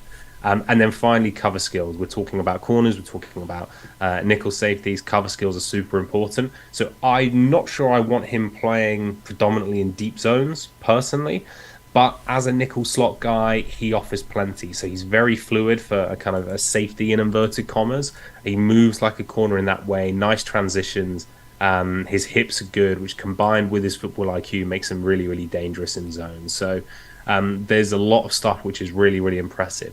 When it comes to weaknesses, there really aren't many. The only thing you can really pick at for me is the physical traits. Whichever way you look at it, he is undersized. Now, I have less concerns about him playing up to NFL physicality. He was absolutely fine in the SEC, which I know isn't the NFL, but it's not like he's been playing some kind of lower league stuff where being 190 pounds doesn't matter. I do question whether he's going to be able to stay on the field just because of the way he plays the game and his overall frame. So I would like to see him add 5-10 pounds more muscle mass. Hopefully in an NFL weight room he'll be able to do that. But yeah, the physical traits are a slight concern. And if you're being kind of picky from a man coverage standpoint, and this is a constant theme, to be honest, you see with slot safety types, it's not perfect. So vertical routes can cause problems. Does give separation on some crossers as well. So it's not perfect from a man coverage standpoint, but honestly, you see that normally with these slot safety and with nickel guys in general. So player comparison, I don't like going with common player comps, but there is a lot of Minkah Fitzpatrick in his game. Similar style players, both excelled in that star role at Bama. Minkah's a bit bigger with more long speed, more range. Branch a bit more explosive in the jumps. But the guy who I like more as a comparison, and when this kind of clicked for me, it just made me even more excited, is Jalen Petrie. Now, long-time listeners will know that Petrie was my guy last year when it came to the draft. He was another slot safety type. I had him going when we did our Lions mock to the Lions at 32. I had him ranked higher than that as a player as well. But slot safety at Baylor, he showed really impressive football IQ and playmaking instincts in the pass game. Now, that's exactly what I see in Branch. The difference is Petrie was a pretty poor run defender. And that really translated to the NFL, where he struggled last year, but he also picked off 5 passes, and he is a playmaker. So with Branch, I think you're getting that, but you are also getting that really, really solid run D. And I guess the one-liner for me is that their eyes help them play faster than their time speed. So Petrie was a slightly better athlete, but there are the same questions about how good an athlete he was at the NFL level. Their eyes make them play faster than that.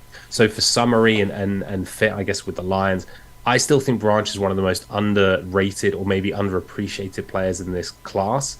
I can see why people don't necessarily think superstar. I struggle to see why he can't have a Minkah Fitzpatrick-like impact on the NFL. Not to say he will, but if you count Minkah as a superstar at the safety position, I absolutely think Branch can be that guy. The combination of football intelligence, cover ability, tackling ability, there's such a high floor even with that, if he can stay healthy. So for me, he's a perfect fit for the Lions. I would love him at 18. What I would say is, if you think about the safety position over the last couple of years, Lewisine and Daxton Hill, you were thinking, are they going to go middle of the first round? They went 31 and 32.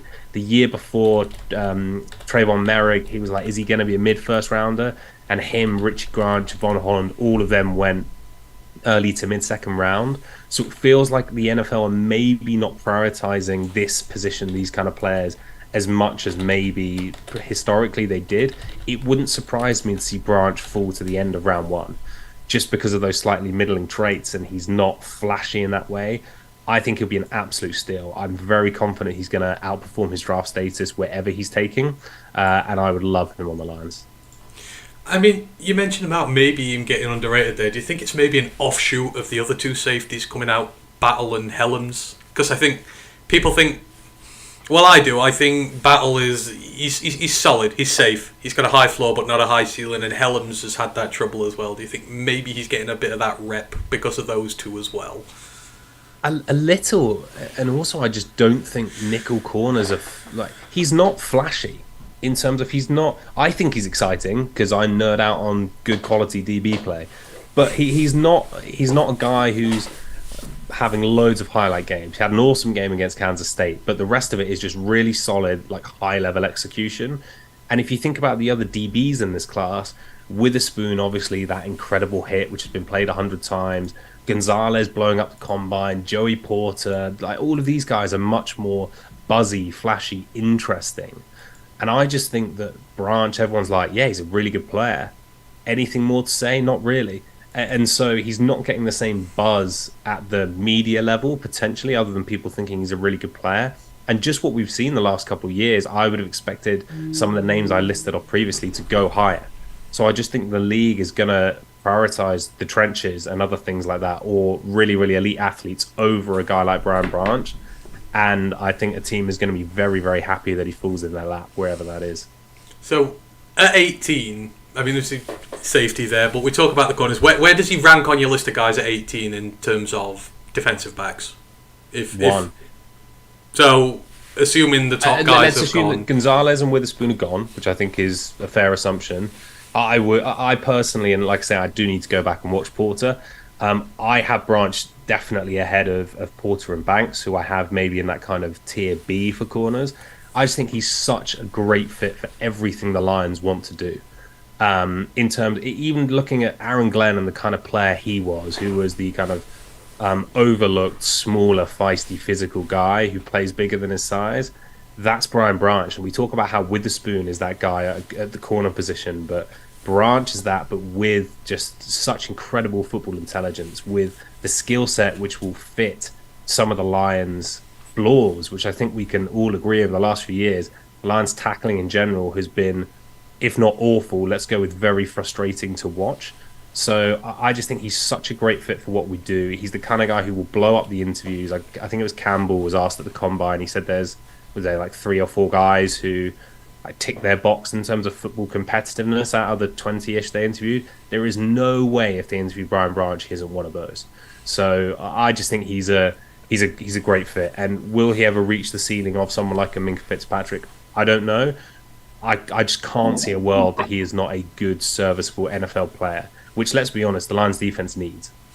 Yeah, I mean, the reason I asked is because you were asked the question. Ken said, Tom, Imo, Branch goes high in the second round. We know where you think he'll go now, so there's a bit of difference there. But he goes, do you think he would fit our squad better than a cornerback like Forbes in that draft area? I think we can answer that question as a yes, quite definitively there.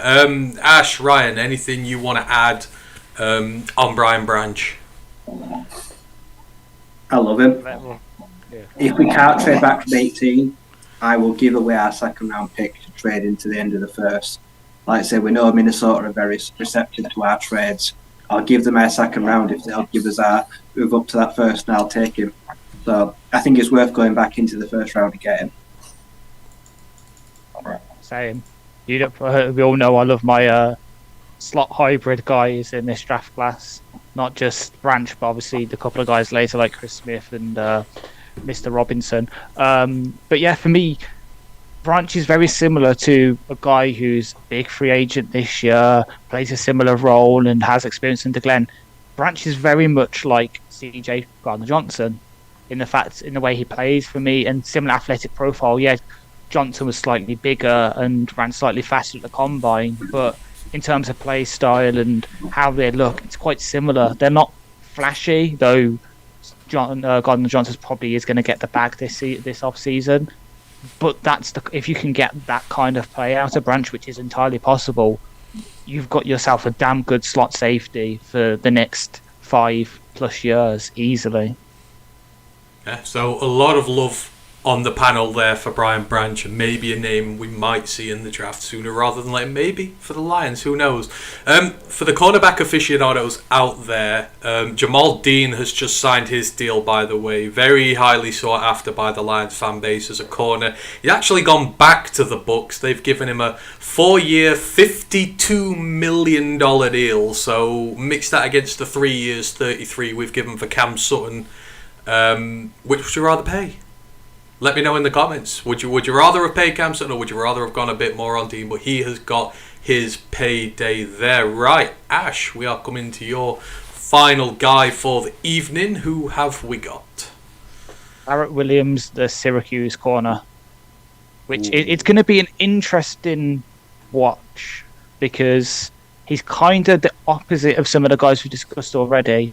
So obviously Syracuse is where Iffy came from. So they play a lot of like off man and zone, but Williams has not suited. He's much better suited for press man, in my opinion, in terms of his play style and body type. Something that PFF also backs up in their draft guide. So unfortunately, he tore his ACL this season, so he didn't really do that much at the combine other than just measuring at 5'10", 192 with 31-inch arm. So again, on the smaller side, but he's definitely got the sort of bulk to play. So this, in his couple of games this year, he's got himself a 71.1 defense grade from PFF with a 72.1 coverage. But considering we're looking at mostly last year's tape, he got himself a 66.9 defense grade, 65.4 coverage, 64 against the run, 69 tackling, and then 80.2 pass rushing.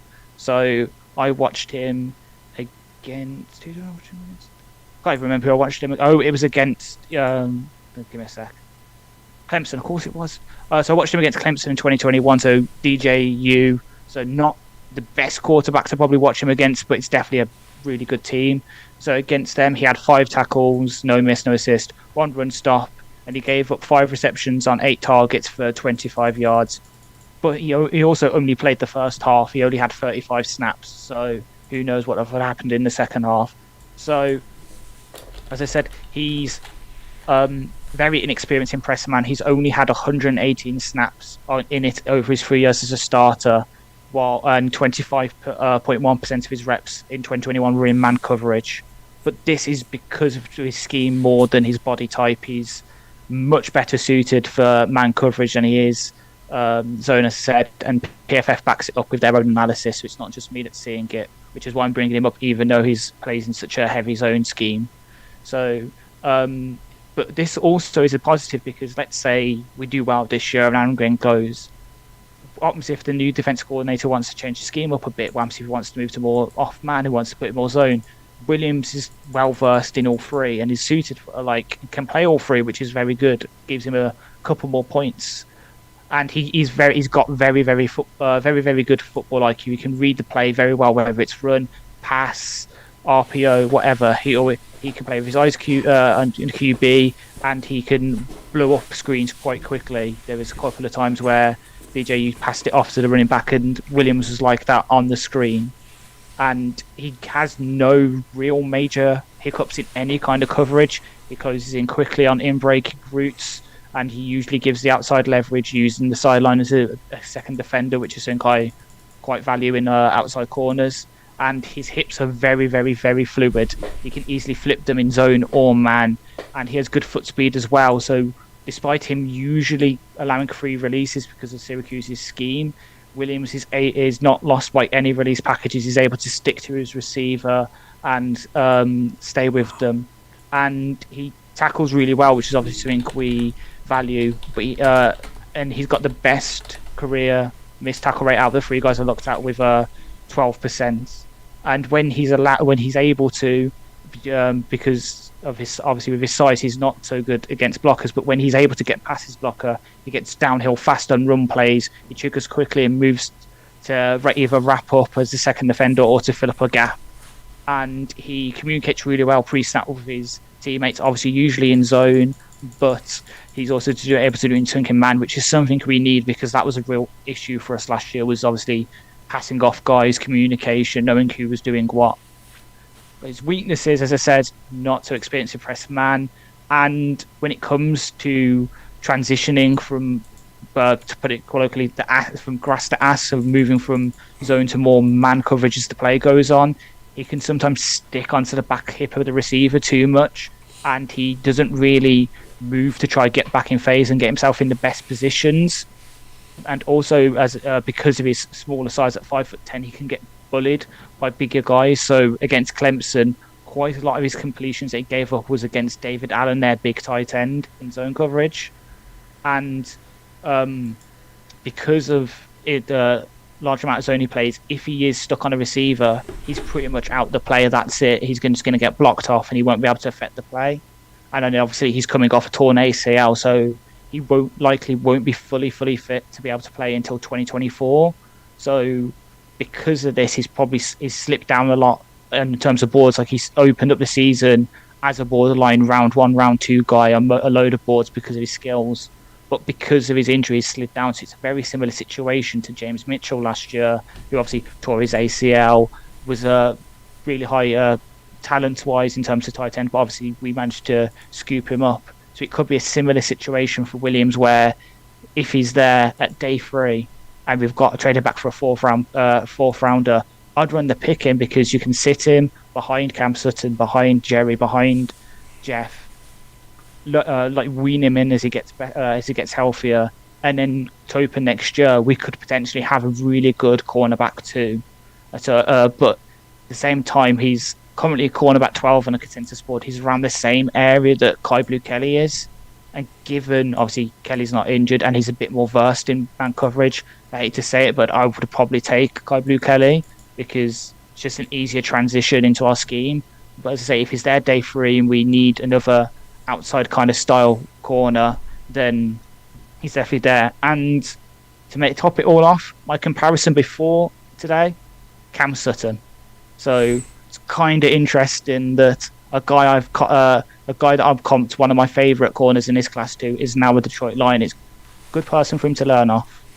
See, it's funny that you use the comp like him, because I think Garrett Williams, because of the injury, I think he's becoming the draft's best kept secret possibly, because this is a deep corner class, and out of sight, out of mind. I think everyone's forgetting what he can do, and for me, he's like the bowling pin of this lot. If you want someone to go in and wreck shit up, as a corner, he's the guy you turn to. He's like that dominant alpha who will go in. He's a small. He will take on guys bigger than him. He'll take on a lead receiver, swat him out the way, and then destroy a ball carrier. That's the kind of guy that he is. And you know, that Syracuse defense, they are hardy guys on there, and I feel that he's been forgotten about. So there will come a time in this draft where if he's sat there and that injury has still affected him, you're like, you can't say no.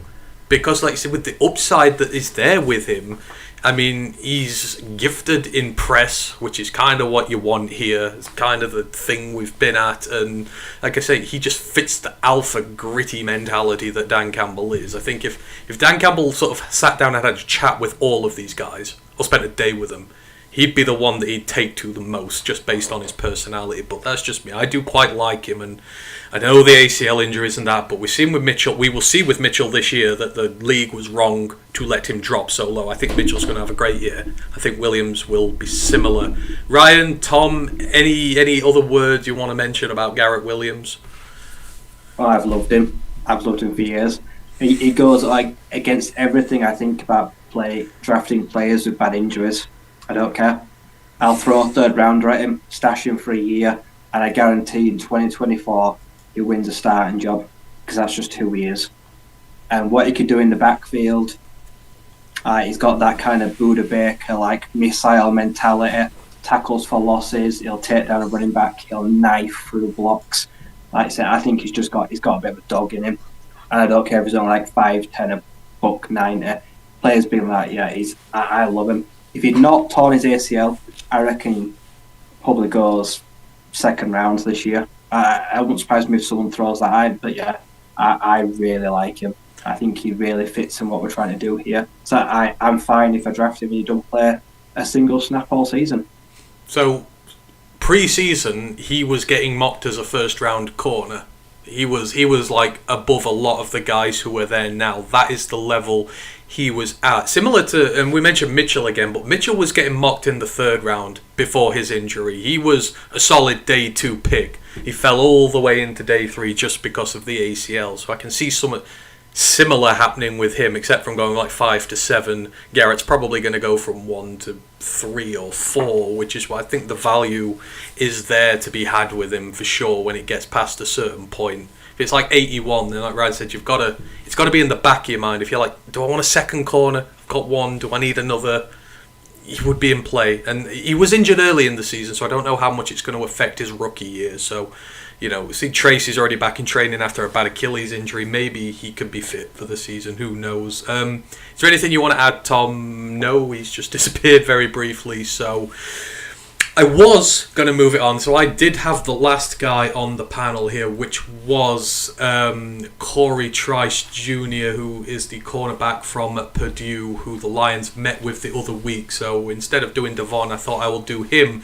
However, just in the course of going through all my notes and bits here, I've just deleted my entire scouting report on him by accident, and I cannot remember it all off by my heart. So I will put Trice in the college show on Wednesday because I don't want to do him any disservice. Suffice to say, I've watched that Purdue team a lot because I love Aidan O'Connell, and I think I just didn't notice him in that team. But when I started watching the tape, he's actually a damn good corner. He is going to be a development guy at the next level, but if you want sort of a very physical, aggressive, developmental press coverage corner, which is why I think they're interested in him. I mean, he has really piqued my interest with it, but I will do the full review with him on Wednesday because I don't want to do him a disservice. Needless to say, I can understand why the Lions are after him, and I think when all is said and done, if we get to day 3, day 2, and he's still there, and they still need a corner, he's going to be right on the top of the list there, so I'll keep my eye out on it. So Corey Trice I will do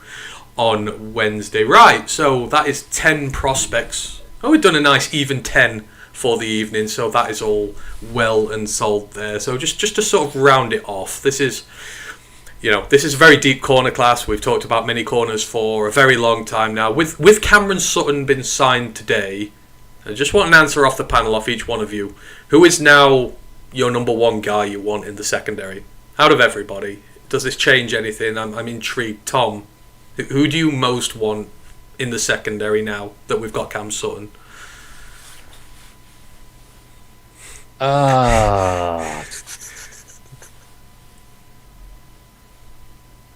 So the three guys for me are Gonzalez, Witherspoon, Branch, and I think we can get Branch at 18, and I don't think we can get Witherspoon or Gonzalez at 18. So if I had to pick and choose right now, and I'm sure we'll get to takes in terms of who we want to take at 6, for me it would be Branch, because I just think he's so versatile and he's such a great fit for what we do.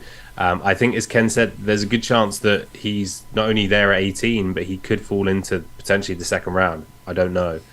But I just think he's going to be such a good player. So for me, I would still go there at 18 and potentially use that 6th pick elsewhere.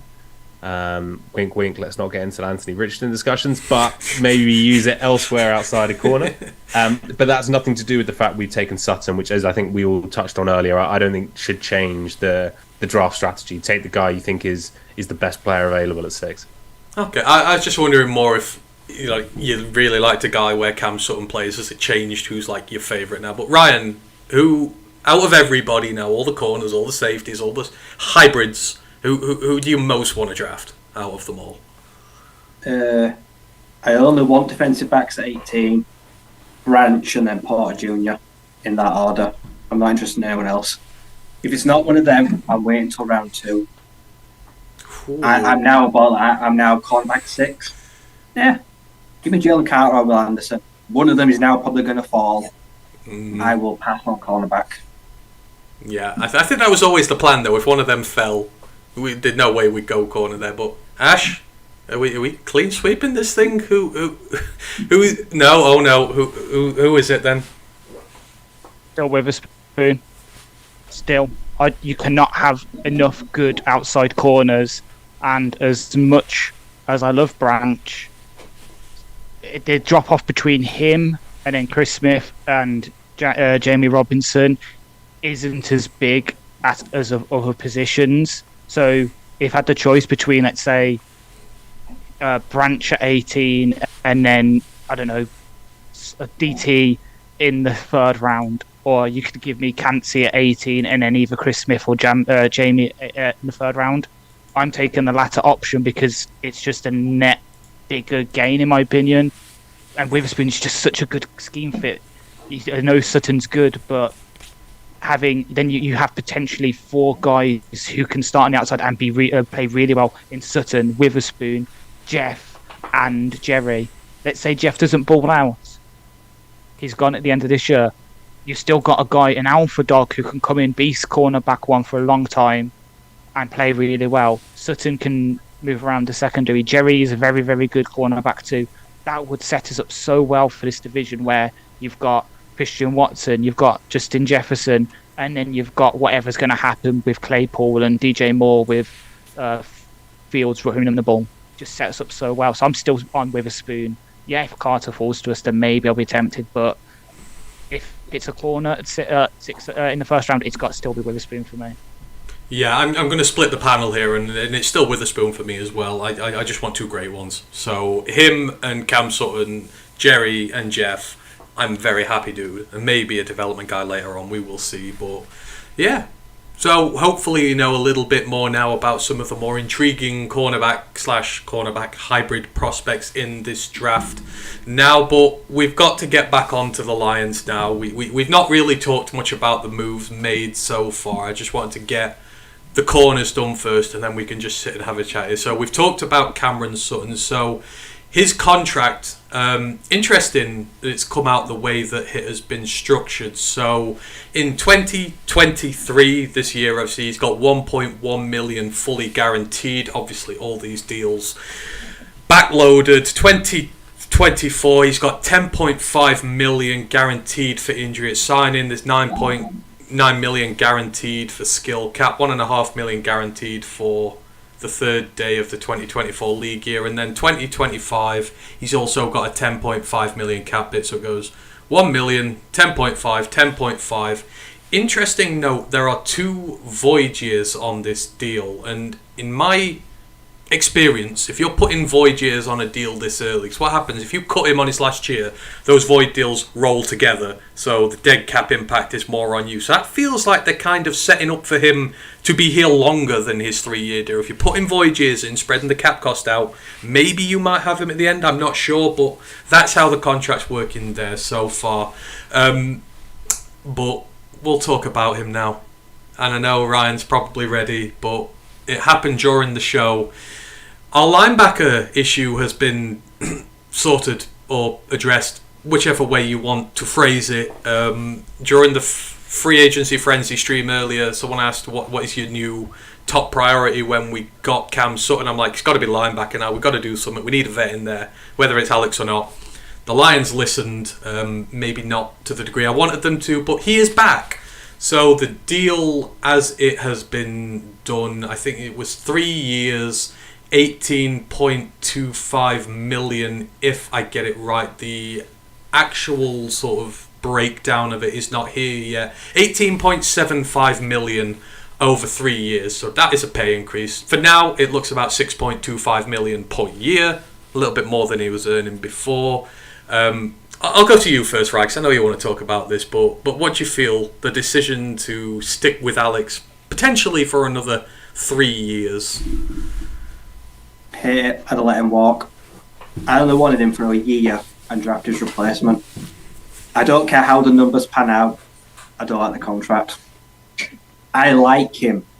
He's a good guy. He's the best linebacker we've got right now, but I wouldn't have tied myself to him any more than I had to. Because I really wanted to go get someone like Jack Campbell in the second round, who is basically a better Alex Anzalone, and you can dispose of Alex in a year and you can leave on good terms. But nah, there's no way for me those numbers can really make sense or it can be sweetened for me. So we are very heart on sleeves kind of guys on here, but I know if I need a voice of reason on here, Tom can be my voice of reason when it goes down to these deals. And Alex is a very, let's say, divisive figure amongst the Lions fan base. The Lions absolutely love him to death. The fans, it's love-hate with him at this point. But I don't know, Tom, did you see this coming? What do you think of the 3-year, 18.75 million deal for Alex? Obviously, in lieu of not knowing about it fully, but what's your immediate thought on it? So I thought he was going to come back, probably. Or I think there was a good chance, and so him coming back wasn't a surprise. I mean, I'm sure we can go back to the YouTube stream. I was pretty surprised when those numbers were read out. It feels like a lot of money, to be honest. There are two things which I guess I'm trying to talk myself into, or have been trying to in my head over the last half an hour. The first one, we need to see what the deal actually looks like, because you can have team-friendly 3-year deals and you can have player-friendly 3-year deals. And for me, if it's not something which we can get out of easily after 2 years and still potentially even get off after one, but that's unlikely, then I'll be more concerned. For me, it should be a 2-year deal with almost a 3rd-year option. That's not how NFL deals work, but that's what it should feel like, which is we don't get punished if we end things after 2 years. If it's that, I can come to terms with it more. The only other thing is, because I was so surprised by the number, I looked up inside linebacker contracts, and it's a really weird place. So you've basically got guys in the kind of 10 plus million. We've got guys in the kind of 18 plus million, which is 4 or 5 guys. And then you've got a couple at 10. And then it's very sparse. In this kind of 6 million range, there's just not much there. So you've got Miles Jack on 8 million, Devin White 7.3, that's a rookie contract, so it doesn't really count. So you basically got Miles Jack at 8 million, now Anzalone at 6.25, Josie Jewell at 5.5, Christian Kirksey at 5, Jordan Hicks. So it's all kind of no man's land. So as a result, it's almost like what were you going to pay him if you wanted to keep him in the buildings? So look, on the surface of it, it feels like too much money for me personally. It will be really interesting to see what do the other free agent linebackers, whether it's Van Der Esch, Pratt, all those kind of guys, Kazir White, what do they get? If they get about the same, I think he got I think Jermaine Pratt's got like $24 million.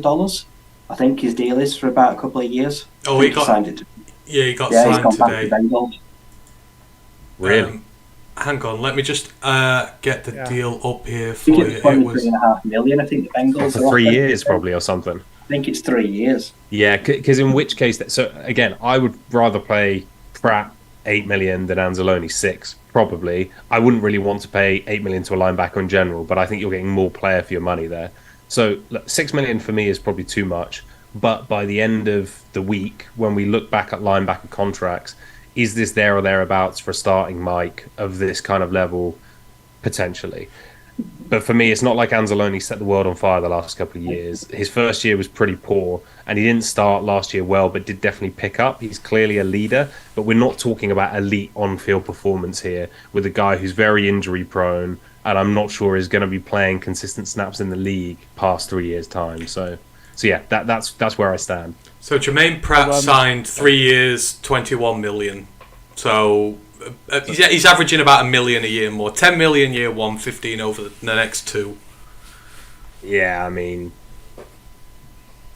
well, you can't just. This isn't Madden, and that you can't just drop a player in. Anzalone's got a big impact on this team away from what he does on the field, yes, but to me, Pratt's clearly a better player who's younger and not injury prone in the same way. So, like, I would absolutely have a Pratt over an Anzalone on my kind of Madden team, so to speak. But Alex offers a lot behind the scenes from a leadership standpoint. So, I don't know, Ash. What's your initial thoughts on it? I'm probably going to go against the grain here and say I'm definitely reserved. I'm obviously going to reserve judgment until the contract numbers come out, but I wouldn't be surprised if it is the first year's like fully guaranteed. There's stuff to do with like play time / injury stuff in there, and it's only that first year that's the big one. He can be cut next year. I wouldn't be surprised in the slightest, because I think the team does have that mindset where he's got the leadership and he deserves to be rewarded for his play. Like, he's been decent while he's been here, so they're rewarding for that. So that's why they've gave him a longer term deal, more money. But at the same time, they're also probably going to have the future in mind and be like, okay, he might not keep this up, and we probably still need to get younger at the position at some point. So they'll only guarantee us like the first year of it, and then it's like team options basically for like the second and third one. Because I agree, we need to get better at position, but this is just giving us that sort of baseline that I argued with Will Harris for the slot in my article on the slot ages ago. You need to have some level of baseline with where we're going to hopefully be this season, where we're going to be contending. You want to have at least someone you can plug in and start any time of the season and be like, okay, you're not going to be complete and utter liability. I know what you're going to be able to do for me. So interesting. Quincy Williams, the Jets linebacker, he got exactly the same deal today, pretty much from the Jets. So he got 3 years, 18 million. So again, kind of in that ballpark there. I don't know. So he's back. What do we reckon this does for the draft prospects of a linebacker? Has that diminished now, or do you think they will still go in that direction? 'Cause 3 years is a commitment to him, and Malcolm's going to be a starter. They're maybe going to hope Barnes is going to get better. Has that just bumped it down the list of priorities for the draft? To quote Riz, the team likes the linebackers, and they're probably still not going to go one early, because it's not. I'm saying this with like slight tongue in cheek now, looking at the contract, like seeing the contract, but they don't really value off-ball linebacker that much. So it's not a main priority still in the draft at all, and we're probably gonna have to sit here and wait, and it'll be like a round 3 at the earliest kind of situation. Yeah, I get the feeling that it's maybe going to do that too. So maybe our high-end linebacker prospects, we need to bring it back in a little bit, because we may end up disappointed otherwise. All right, Just on that, I tell you what's going to be interesting related to this, and not linebacker specifically, but I'd say most people were pretty happy with what Brad Holmes has done so far, including, let's say, the analytics guys. Now, if the Lions are going to give Anzalone 19 mil over 3 years, and then hypothetically maybe give Jamar Williams a decent contract too, you might get some questions as to whether you're investing that much of your resources and free agency towards linebacker and running back. So I'm intrigued as to, not that I think it will influence Holmes' decision necessarily, but if you pay Sutton all that money, which I think mostly we're all pretty positive on, but then you pay Anzalone all that money, can you really afford to give a kind of 1B running back a decent chunk of cash as well? I think it will be really interesting to see. So, actually, I'll segue into that in a minute because that's what I was really going to ask next. Man Bear Pig agrees with you. Actually, goes, Ash is the voice of reason on this one. So, there's such a wide spectrum of opinions when it comes to Alex Anzalone. Quickly first, so we've sorted corner, we've sorted linebacker. So now, as it pertains to free agency, where's the most urgent position of need for you now? Where would you, if they were going to go next, just hypothetically, where would you like it to be? Again, I'll go around. Tom? Oh, you keep putting me on the spot, and I'm. All right, I'll do it the other way. Ash. It's probably not going to be a popular opinion, but ex-receiver. I can live with. I hate to say it, but I can live with losing a Jamal and bringing in a lower tier running back, and then the same at safety. Perhaps not bringing back Deshaun Elliott, or maybe even losing Kamish. But for me, this offense still needs an X-style guy. I know we've got Cephas, but he can't really be trusted. We need just that big-bodied contested catch guy just to keep the basketball team room of receivers going, because we've obviously got Amon-Ra, we've got J-Mo DeBurner, we've got Khalif who can do stuff from the slot and is speedy and can do returns. We just need that guy it's part of my French, but someone where Goff late in the game to win a game where they can throw a bucket ball to someone, say, go on, I'll give you a chance to win us the game. Chark can offer us that. Who else on the roster currently do we have that can do that? No one. So for me, that's where I'd be looking next. So Ash wants ex-receiver. Ryan, where's next in the priority in the free agent list? Where's priority now? I don't like the running back free agency class. I just don't really like it. So there's got to be a draft, because bringing back Reynolds is just foolish. I hate that. Okay. So I'd probably the way I work out is Chark, Deshaun Elliott, and Kamish. 2 out of 3 are not coming back. That is. I don't think any of them are coming back, but at least 2 of them are definitely not coming back. And DJ Chark is. Anyone that thinks Chark's coming back, think again. He's getting the bag, and we're certainly not giving it for his subpar play and his lack of availability. So yeah, I agree. If you can go get a Darius Slayton, if you can go throw a pick at I don't know, the Broncos are shopping all their guys. If you can get one of their cheap outside receivers, if you can go get Cortland Sutton for a 3rd round pick, do you know what? Go do it, because he's criminally underrated. He's been wasted, and he could fill a hole. But then you've still got guys like Alan Lazard's here. I'm looking at options at receiver. Because Cephas, the guy's made a pit the mash here. Cut his ass. Do not bring him back. He can't be here next year. Wasting up a roster space. We've got to draft a receiver if you don't bring one in. So yeah, the receiving core is very fragile. If 1 or 2 go, it'll tip it in a bad balance. Interesting. Receiver. Tom, you made your mind. I very much agree with what you guys are saying. I think, and I've just been scanning the free agents list now because I don't really have a solution. We cannot enter the 2023 season with the interior D-line that we currently have. Now, am I happy that we brought Bugs back? Yes, definitely. I think that was a really important low-risk move.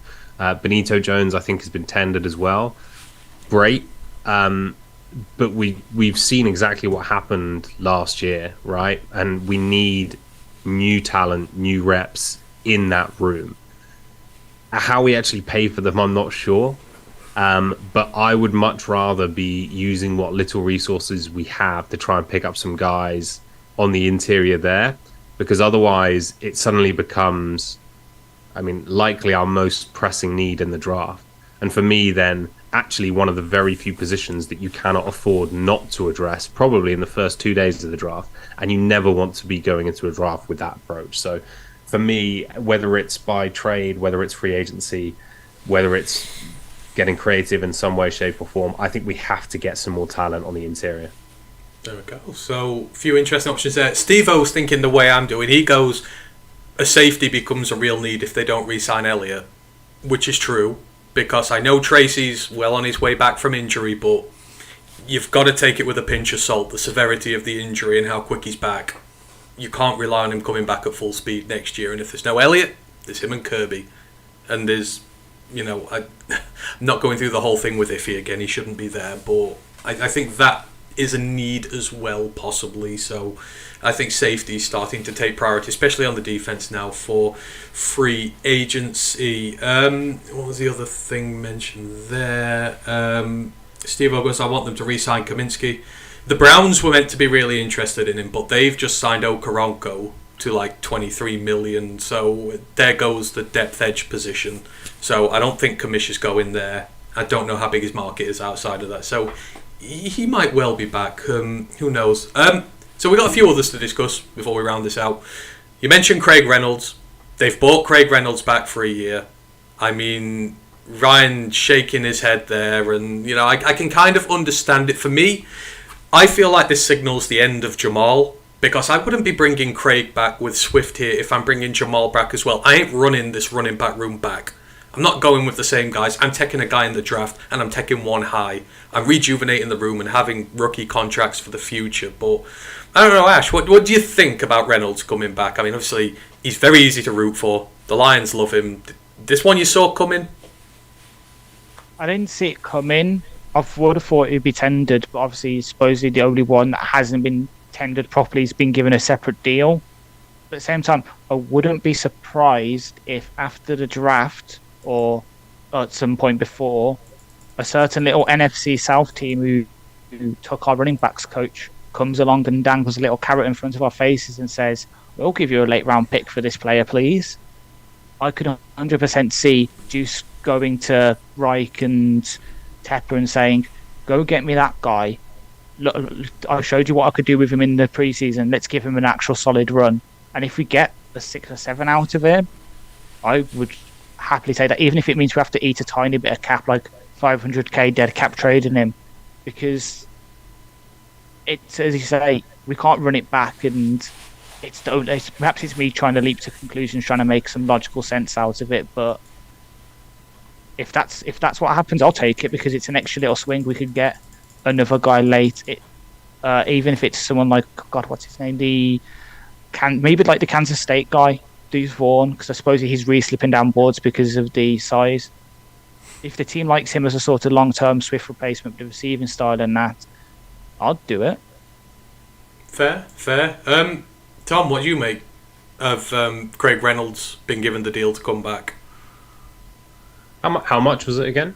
It's not been disclosed yet. He got a separate deal from the tender, so one it'll would be close to vet minimum, I'm sure. But I mean, it's a numbers game. I guess eventually you've got to bring enough players back to field a team. Would he have been a priority? Probably not. I was just looking up there his special teams numbers.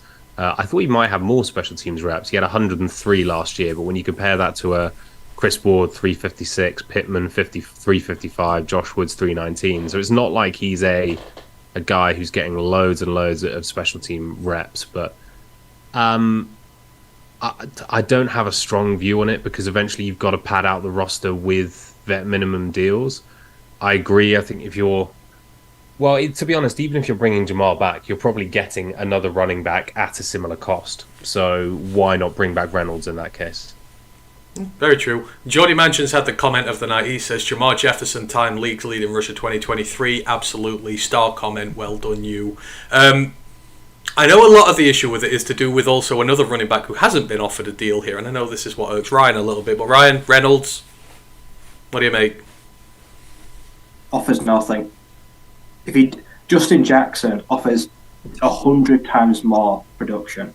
Returner, good third down back, good short yardage.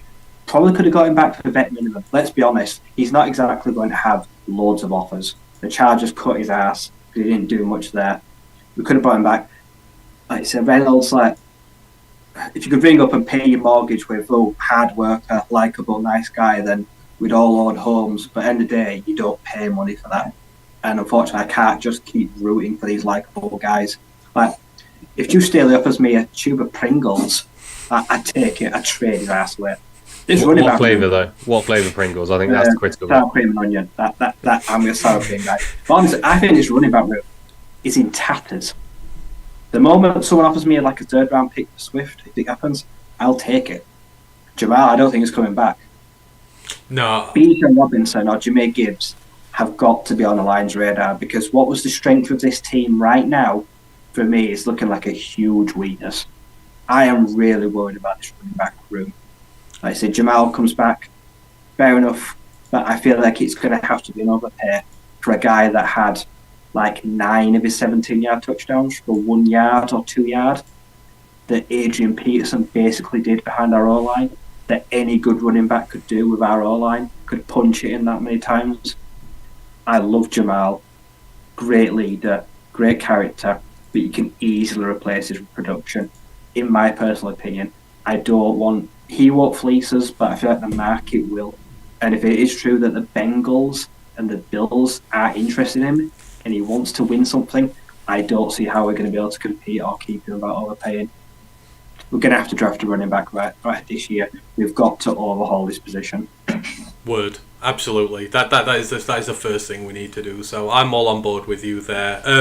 The Eagles' exodus continues. Andre Dillard has gone to the Titans, their offensive tackle, so they continue to hemorrhage talent after the Super Bowl. Right, last bit of news, guys, and then I know some of you need to get out of here. So the other re-signings, per se, by the Lions today, exclusive rights free agents, there were 5 of them all told. I know Matt was incredibly excited about one of them, but you've got Scott Daly, the long snapper, obviously the really important one in here.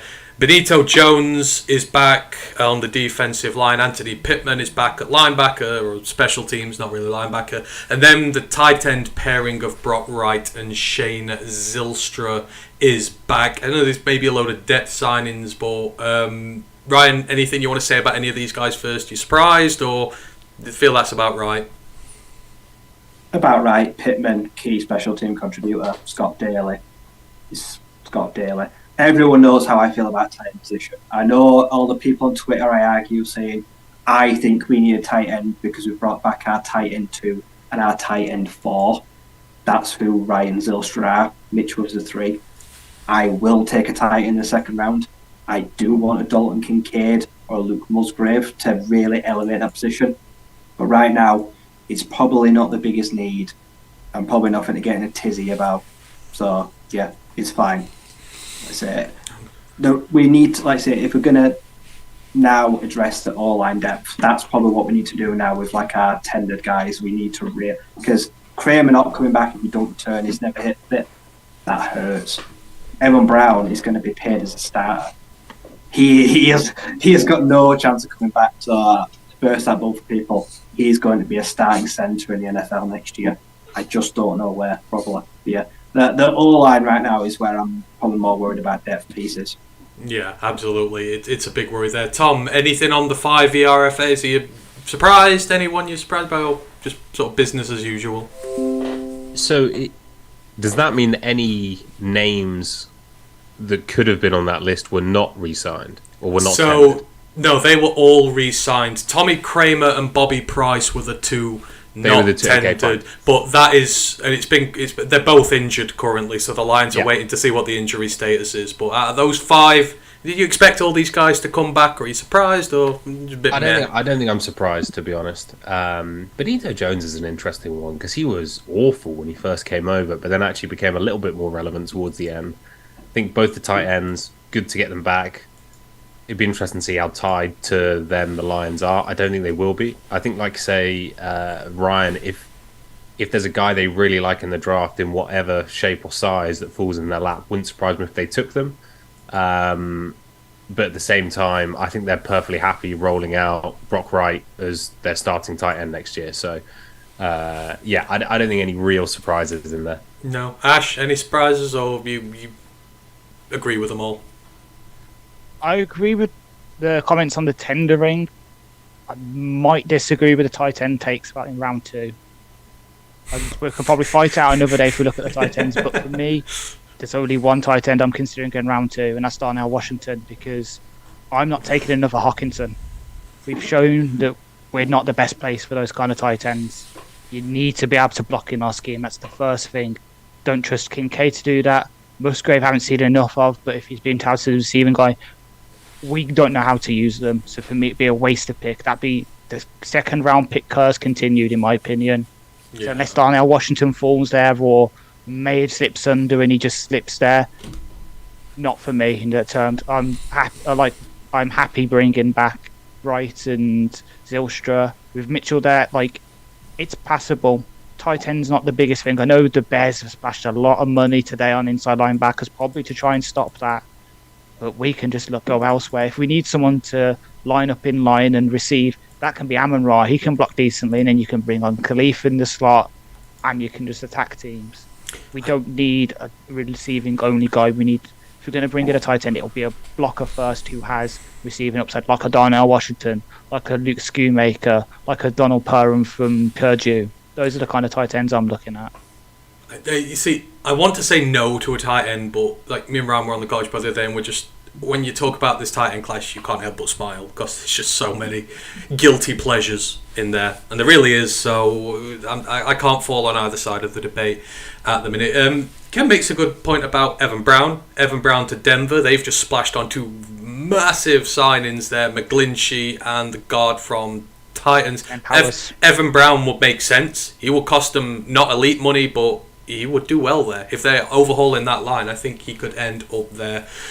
If you guys have got any questions you want us to answer before we go, please get them in really quickly, because I've got one question left for the guys, and then we are done for the day. So, when all is said and done, this is only day one of free agency. There's only been a few deals made so far, but how do you feel at the end of day one of free agency? The deals that have been made, what Brad Holmes has done. How do you feel? Tom, I'll go with you first. What's your feelings after the first day of business? Surprised, I would say. Not negatively. I didn't think they were going to be willing to drop $11 million a year on a corner, but I'm really happy they did. Sutton was one of the guys, I think I mentioned at the top of the show, I was really interested in 2 years ago. But he was kind of one of those guys I wasn't getting my hopes up for this year because I assumed we wouldn't be in the market. So whether that works out or not, who knows? I'm really happy with that signing, though. Surprised that they gave Anzalone that much money, but like I say, I think by the end of the week it might just be par for the course for a linebacker of that kind of level in this league. So I think surprised we've made such a loud early move before potentially bringing back some of our other guys that people are shouting for, like a Kaminsky or Jamal. Ryan, how are you feeling after day one of business? I feel pretty good. Like, we can't compare with the Bears, but seeing the Vikings absolutely tear shit down, we just have to do the basics right. I feel pretty good in the standards of the NFC North. Like, I hope A-Rod fucks off pretty soon, because I'm sick of that little bitch not making his mind up. Fucking the Packers and the Jets fans. I can't stand him. The guy's a tosser. Yeah, I feel fine. Like I say, throwing a bit of money at the corner. I never expected the trade. I knew we were never getting Jalen Ramsey. It just didn't make sense. Like I said, he was the salary dump off. And people keep saying, like, oh, we could have given us around the tight end. Yeah, the Dolphins have taken on $34 million guaranteed to do that. Like I said, they've paid the penalty in such a cheap trade as it was. People don't understand contracts have to be reworked, so that just was never going to fly here. So yeah, I'm happy with Cam Sutton. And we'll see how the chips fall now.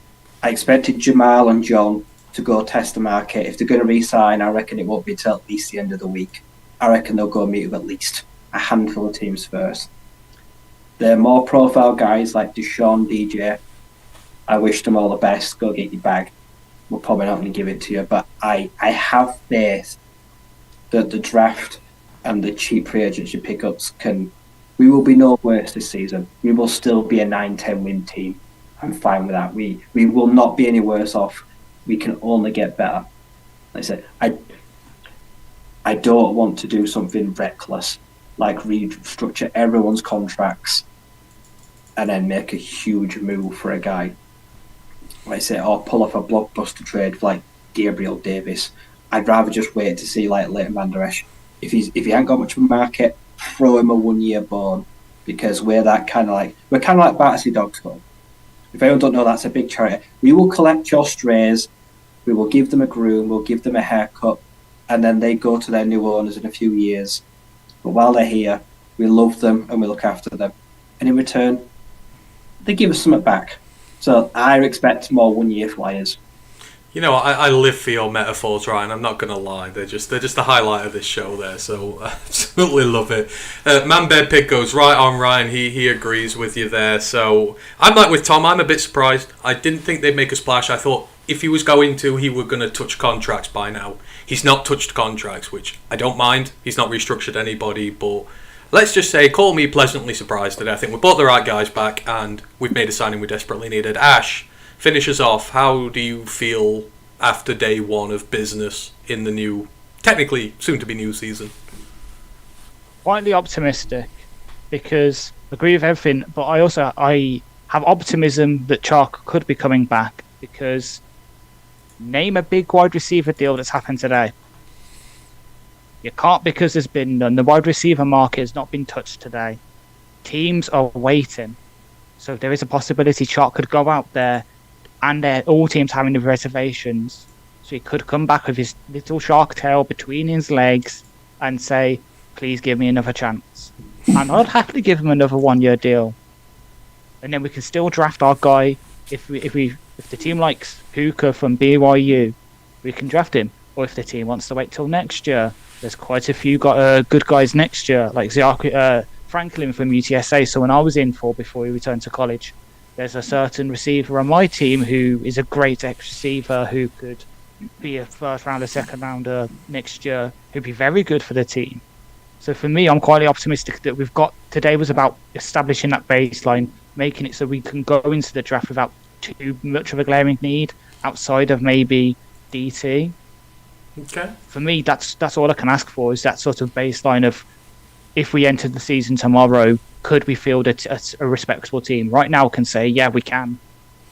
So, a genuine optimism across the board. Surprise and optimism. That is what you want from the first day. I would agree with you all there. I think it's been a good day for us, and I'm intrigued to see what we do going forward. Big Aries says, loving Rogers dragging this out. FTP, yeah, we all are. It's hilarious. They can't do anything in free agency, and all these players they might want, they can't have until they dump his ass out of town. Geordie goes, the only surprise is Big V's contract hasn't been restructured. This works in with Ken's question, who says, what do you guys expect at right guard? Big V is expected to take a pay cut, so he will be here next year on a pay cut. You've seen some of these guys, it will be reworked into incentives instead of a base deal. So expect Big V back next season, but don't rule out still getting someone like Osiris Torrance. I think they still do backup. They've got to draft a backup high, because we need better backups, as has already been said, and we need starters for the future. So Big V will be back, but don't rule out us drafting anybody. Right, thank you everyone for this evening on YouTube and Twitch. We will get out here now. We're nearly bang on 10 o'clock, so we've done well for a change. Next show's coming up. Me and Ryan will be back with the College Football Podcast later in the week, as always. It'll be pro day watching, bits like that. So yeah, we'll just do it as we go along, and then we will be back in a week's time with our third week of positional previews. I'm not sure what it is yet. The quarterbacks is week 4, which is the final week. So as a yet to be determined group of players we will talk about next Monday. So that's the next shows there, and there will be more draft prospect videos and that dropping, I believe, in the near future. So check those out.